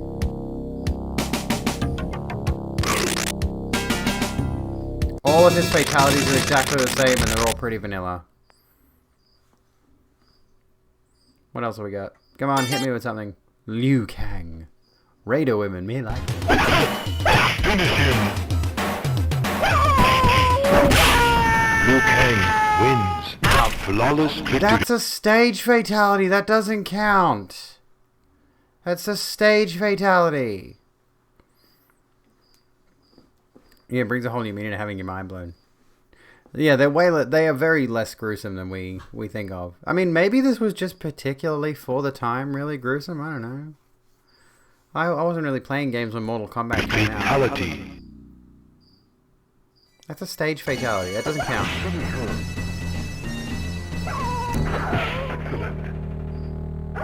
That's still that's the same one.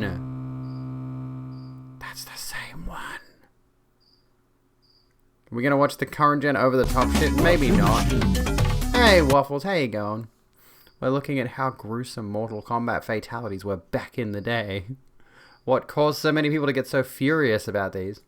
Some of them have been out there. Some of them have been pretty bad, but like compared to what we put up with today, if we go back to Bloodborne, you know, I slash one enemy with my weapon one time, and the amount of blood that sprays out of the enemies in Bloodborne, or Ghost of Tsushima is another good example. You know, the stuff we put up with today, contrasted to this, you know, this was sending people back in, when was it 1991 that Mortal Kombat first came out? I don't recall. Does anyone remember when Mortal Kombat 1 first came out? 1991, 1992? 1992. There we go. So back in 1992, this was the goriest shit in gaming. And it was making people very, very upset. In Cyberpunk, you can hack an enemy and make them blow their brains out. What's funny, though, is like that kind of stuff has not been in games. That's been in games. Games have been pretty fucked up for a long time. But, you know, we've just been able to add more and more detail to them over time. You know? There's Night Trap. Oh, I was looking that up the other day for some reason. I forget exactly why I was looking up that game. But I do recall reading about that. Which sounds pretty messed up. What were we saying? Sekiro, any FromSoft game post DS2, true. What's this that we've got? If you play the new Lil Nas X record backwards, you'll hear a purely satanic message of the importance of loving and affirming your children. Oh, that's good. Anywho, what else we got? Did Liu Kang just not have any fatalities? He just punched someone into the air and they just... Scorpion. The evangelicals, mother.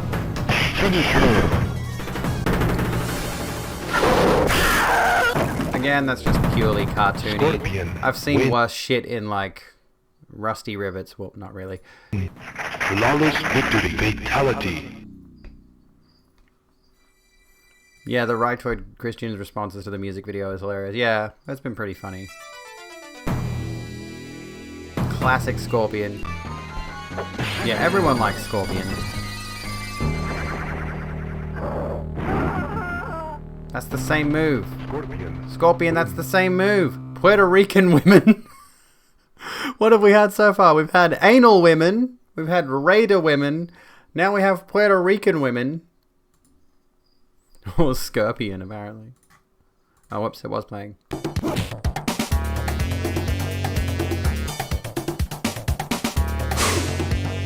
It's the same move.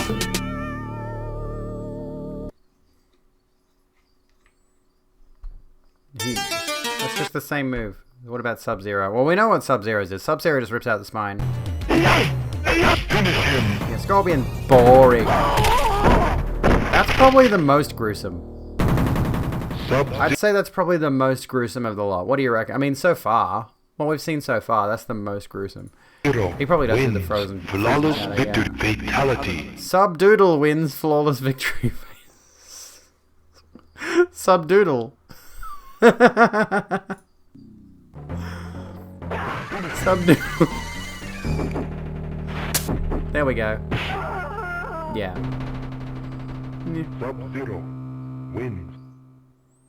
Was Goro... I don't think Goro was playable in the first one, was he? Finish him.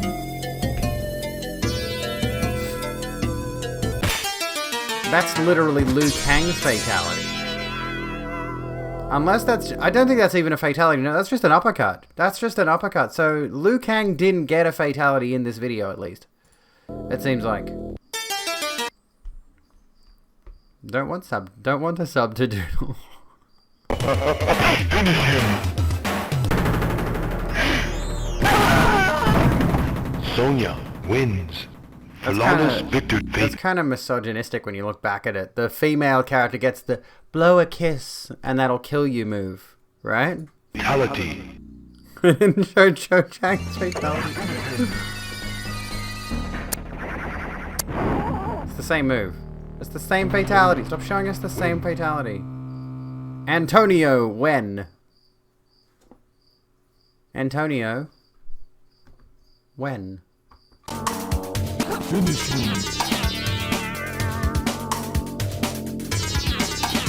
Yeah, it's the same move. Yay, Antonio. Is there any more? No, I think that's it. Yeah, that's it. Okay. That's the end of that whole thing. Alright. There we go. That gives us an example of what they were outraged at back in Goro's stage though. Yeah, Goro wasn't playable in the first one, but that was what they were so pissed off about in 1992 with regards to gruesome imagery in video games. You know, the kind of things that people were angry about back in the day. Yeah, Sub-Zero was the main one, yeah, most definitely. Sub-Zero had the most impactful of the lot. Like, the ripping the skull out with the spine attached. That's pretty gruesome for that day and age. Maybe Kano's with the heart rip, yeah. The rest of them, a couple of decapitations. Honestly, I feel like I'd probably let my daughter play Skyrim at this point, and that game starts with a decapitation. Switching to bedroom on your MacBook Air sounds good. Raiden making you blow up is third place. It wasn't bad. Yeah, yes. Oh, yeah, the one where he blows your head up. Yeah. So we got... what do we have? We had the skull spine rip. That's number 1. Kano ripping the heart's number 2. Raiden blowing up your head is number 3. That's not even really bad. That's not even that bad. Contrasted with what we put up with today. How am I, Waffles? I'm doing well. How are you doing? How are you doing? Remember a couple of games that pushed the boundaries on CDI of all places. Burn Cycle and Voyeur. So what do we have? Raider Women, Subdoodle, Antonio. All of my favorite Mortal Kombat characters. Dude, I love Subdoodle. Can we keep Subdoodle? Oh, that's great. I fucking love that. But yeah, as much as I would love to show you some of the ones that are in the modern games, hell, even some of the ones that were in like Mortal Kombat 10 and 9 are really, really gruesome. But Mortal Kombat 11, where, you know, they had the processing power of modern generation systems, the detail, it's raining, the detail in those fatalities, if you've not seen them, go look them up yourself. I don't want to play them for you. They are that bad. They are really disturbing. Yes, apparently some of the devs did get PTSD from researching and developing the fatalities. They are that detailed and grim to look at. It's awesome from the perspective of someone who loves gore. Absolutely, but I don't want to upset people. That's You like the makeup? Thank you. I'm experimenting with eyeshadow on my wings at the moment, which is working out quite well for me. Not gonna lie. I quite like how this looks. I wonder if I can emulate this before I go out to do my work tomorrow. I probably won't have time after the gym to do full makeup. You're a fighting game lover and you think Mortal Kombat is a terrible game series. In terms of what though? In terms of its story, absolutely. Mortal Kombat has really cool lore. It has a really cool setting, really cool characters. But it fucking sucks in terms of its actual storytelling. I have not played any of the other fighters to any extent to be able to make any judgment calls on their storytelling, though. I just know that, like, Street Fighter and Virtua Fighter and the other ones look very generic by comparison. Yeah, it just has a really cool song where the dude screams the title over and over. True. So why are you not doing too well, Waffles? What's the matter? Said you're not the best. What's wrong there? Some of the newer MK fatalities make me nauseous.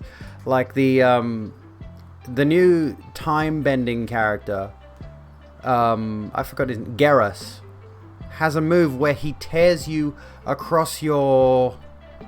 What's it called? Let me have a look. I know the name of this.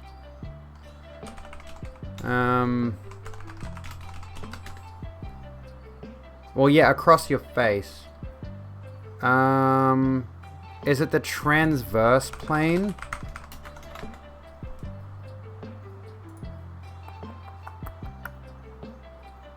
The coronal plane. I'm not going to show you the actual fatality, but Garrus, the guy who controls the sands of time, has a fatality where he locks you into a wall of time sands and tears you across the coronal plane. Meaning, he tears the front from the back. And it's... holy shit. It's one of the most gruesome ones I've ever seen in any of the games. It's... holy fuck. I actually think they showed it off in the teaser trailers for MK11, and they actually toned it down for the final release. I think I've seen actual gameplay footage in the final release, and it's different. It's a little bit different. I don't know what they changed exactly, but something about it's different. Class started today and you haven't registered. Oh my goodness, no. Just tried to cut your hair and mess it up. Oh, this is why I only ever go to, well, I haven't gone to a hairdresser in like over a year, like 2 years. I'm not letting anyone touch my hair yet. I want to grow it out a bit more. But I hate the ends of it. The ends of my hair look a bit shit. I would not, yeah, I don't trust myself with my own hair. Oh, can't afford getting a haircut. That's understandable. That's understandable. The thing you don't like is how the game plays. Feel like it's in the same boat as Smash and you can only really enjoy it drunk at a party. Okay. That's understandable. You probably know better than I would about fighting games, honestly. I just realized I was bringing up these like biological illustrations and some of these close to nude drawings. Nothing detailed, of course, but that was a dangerous move. That was a dangerous move. Goodness. Doing the same thing with your hair at a similar point. I do want to get it cut. I do want to get it trimmed eventually, but I want to grow it out a bit and like get the ends neatened up. Well, it's going for a trim at the ends. Yeah, I might do that soon. I might get it just trimmed. Yeah, the one where he pushes you into a sand wall. Yes, that one's really. It's extra. Yeah, Twitch isn't cool with learning, sadly. I'm an educational streamer, apparently. We've done a bit of learning tonight, actually. What are my favorite games? Good question, actually. What are my favorite games? Souls series, mainly. Dark Souls series. Which includes Bloodborne in that. Ghost Runner is one of my favorite recent games that I've played. Overall, in a broad sense, there's a few in there. It's hard to say, honestly. But Ghost Runner is particularly good. I haven't played New Vegas yet. We're going to play New Vegas soon. I think. I'm going to put it to a vote because we're going to finish Bioshock soon. And I'm going to pick from what games I have available that seem like they strike me as particularly deep and interesting that I have available on Steam. And we're going to play those. I'm going to play those ones. What have I got installed?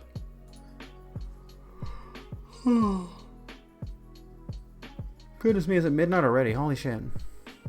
New Vegas is trans culture. I've been told this. Let me see. I could play some more Hades at some point. But yeah, what have I got of it? What have I got installed at the moment? Celeste is a good one, actually. Celeste is one of my favorites. I love Celeste.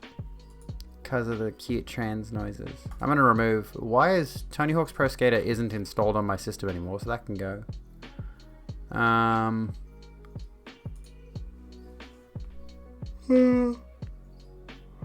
I've heard the politics of New Vegas are right up my alley, yeah, so that'll be definitely up there in the voting system. Because, yeah, we're going to finish Bioshock on Wednesday night, and then we'll install something else. And it could be New Vegas. I'll install New Vegas just to get ahead of it. Honestly, I am tempted to add Dragon Age Origins to the list of games we might make in the vote. So, yeah, I'm thinking, because I never finished Dragon Age Origins, I would like to replay it and go all the way through. So, Dragon Age Origins, Fallout New Vegas. What else have I got that's particularly got a bit of narrative depth to it? Give me some suggestions. Those are the two main ones I've got in my mind at the moment. Could be worth looking at Max Payne from a narrative criticism perspective. I haven't played Divinity, no. Sex up everyone when you play through Origins. Are you able to do that? I actually, ironically, I finished Dragon Age 2, but I never finished the first one, which is the better of the two. Penumbra might be an idea to explore. I don't remember which one of the Penumbra games is the first one, though. I do not play chess. I would be terrible at chess. I've thought about learning it. Oh, I've got Resident Evil 2 on here as well. That could be a thing. But that's not really in the vein of the kind of storytelling I'm going for, I suppose. I could play you, Sammy. Yeah, Penumbra is basically Amnesia the Tryout, because you can actually defend yourself in Penumbra. You've got weapons you can use. What else have we got? Surgeon Simulator, that's very political. I don't know what I've got on here, honestly. I don't think I have. I've got Vampire the Masquerade Bloodlines, but the last time I tried to play that, it was not great. What did I miss? I've got... Somebody asked about a certain game and I can't find it. I swear I saw a game in chat. What was it? AC Odyssey. I don't have any of the new Assassin's Creed games. The most recent Assassin's Creed game I played was Black Flag. VV is the only reason to play Vampire the Masquerade Bloodlines. Speaking of VV, I got this game, which is called VVVVVVV. VVVVVV, sorry. It's 6 V's. It's a platformer. I've got this game. I've actually finished that one. It is super fucking hard. This one is a super fucking hard and super fucking good game. It's really good. I should play a Yakuza game or 7. On the subject of Yakuza, I've heard that the creator of the series is looking at bringing the feudal styled Yakuza games to the West. I forget what they're called. But there are 2 Yakuza games that are set in like more samurai times that they are considering bringing over to the West, translating them and stuff like that. So that's a thing, if you're interested in that. Shady Part of Me is a game I wanted to try out, actually, interestingly. I've had this for a while. I have not actually loaded it up yet. There's a few on here. There are a few games on here that we could add into a poll once I finish Bioshock. We could give that a crack. Oh, excuse me, anyway. But yeah, I've never played any of the Yakuza games. They look kind of neat. I like the idea of playing... What's it called? Sleeping Dogs. I think would be good. Type exclamation mark Discord. Yeah, the trolls are rolling in, which is probably not a good time to link my Discord, but we'll also link my socials while we're here. Go follow me on Twitter and stuff. Just Twitter or Instagram if you want. Oh, I have Sleeping Dogs. On the subject, I have Sleeping Dogs. You know what? I'll throw that in there. I'll write a list of games that I think you folks might like to watch on Wednesday night gaming night. Wednesday night write-off. The Wednesday night write-off stream where I don't give a fuck about my analytics because we're just playing a video game. As opposed to when we're doing my chatting streams, I do tend to care a little bit more about my stats. You know what would be a fun one, though? You know what would be a neat one? Hexen. Hexen, mate. Or Heretic. Not Hello Neighbor. I haven't actually played that myself. Hexen, mate. There's actually a game coming out that harkens back to Hexen. Hexen being virtually Doom, but you're a sorcerer. And you got magical weapons instead of guns. I've actually played a fair bit of this a while back on, like... I used to go to this little class when I was a teenager that was separate from school. And they had Heretic installed on one of the computers, and it was sick. I played a bit of it, and it was like, yeah, I fucking love this. Deleted Facebook, though. Understandable. But yeah, there is a game coming out. I've forgotten the name of it. There's a game coming out that harkens back to the style of Heretic and Hexen, which looks really cool, and I'm going to have to give that a crack at some point, because I absolutely love Hexen and Heretic. And Heretic 2? Heretic 3? Was it Heretic? No, I think it was... Yeah, Heretic 2, I think, specifically. Was it? Yes, this one, the third person one. I played a ton of this. I'd love to replay this, but I only had it on disc. I don't know if it's on Steam or not. It probably is. Anyway, I loved this one. I would love to give it a crack at some point. Again, never finished it. Anyway, you gotta get going faster. Have a good one. Thank you so kindly for hanging out tonight. Appreciate you so much. We're probably gonna go in a second anyway, because I'm tired. I am very tired. Looks like Turok crossed with Morrowind. That's probably a fair assessment, honestly. It definitely evokes a Morrowind aesthetic, but it's got like live combat, like actual real-time combat, and it's a lot of fun. You got magical spells, you've got melee. It's good shit, man. I like it. I like it a lot. All right, I'd like to go back to some of those kinds of games, and we could do a Valheim stream maybe after BioShock, just to sort of unwind from being so heavily invested in a single video game. Could show you the little house I made in Valheim, which I haven't played a lot of it.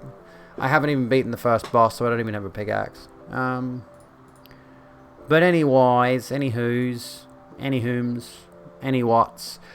Tomorrow night I should be live at the usual time of 9 PM Australian Eastern Daylight Time.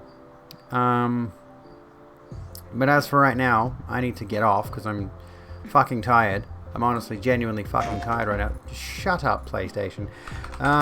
There's an ad playing on Grizzly Gaming channel. We're gonna go play Grizzly Gaming. Yeah, that's what we're gonna do. We're gonna go play Grizzly Gaming.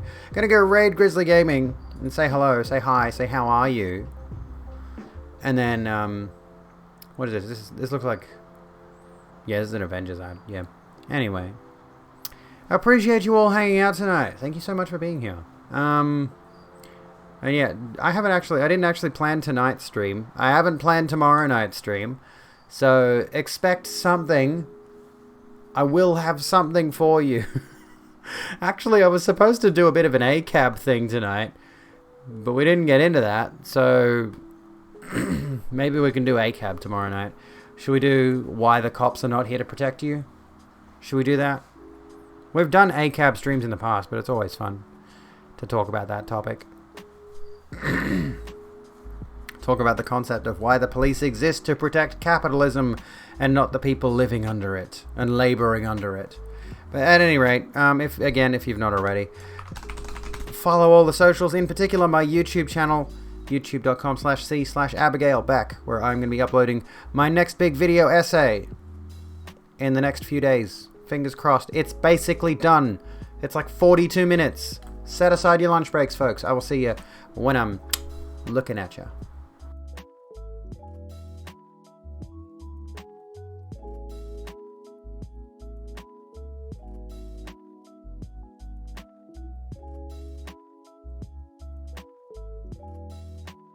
Okay, it doesn't work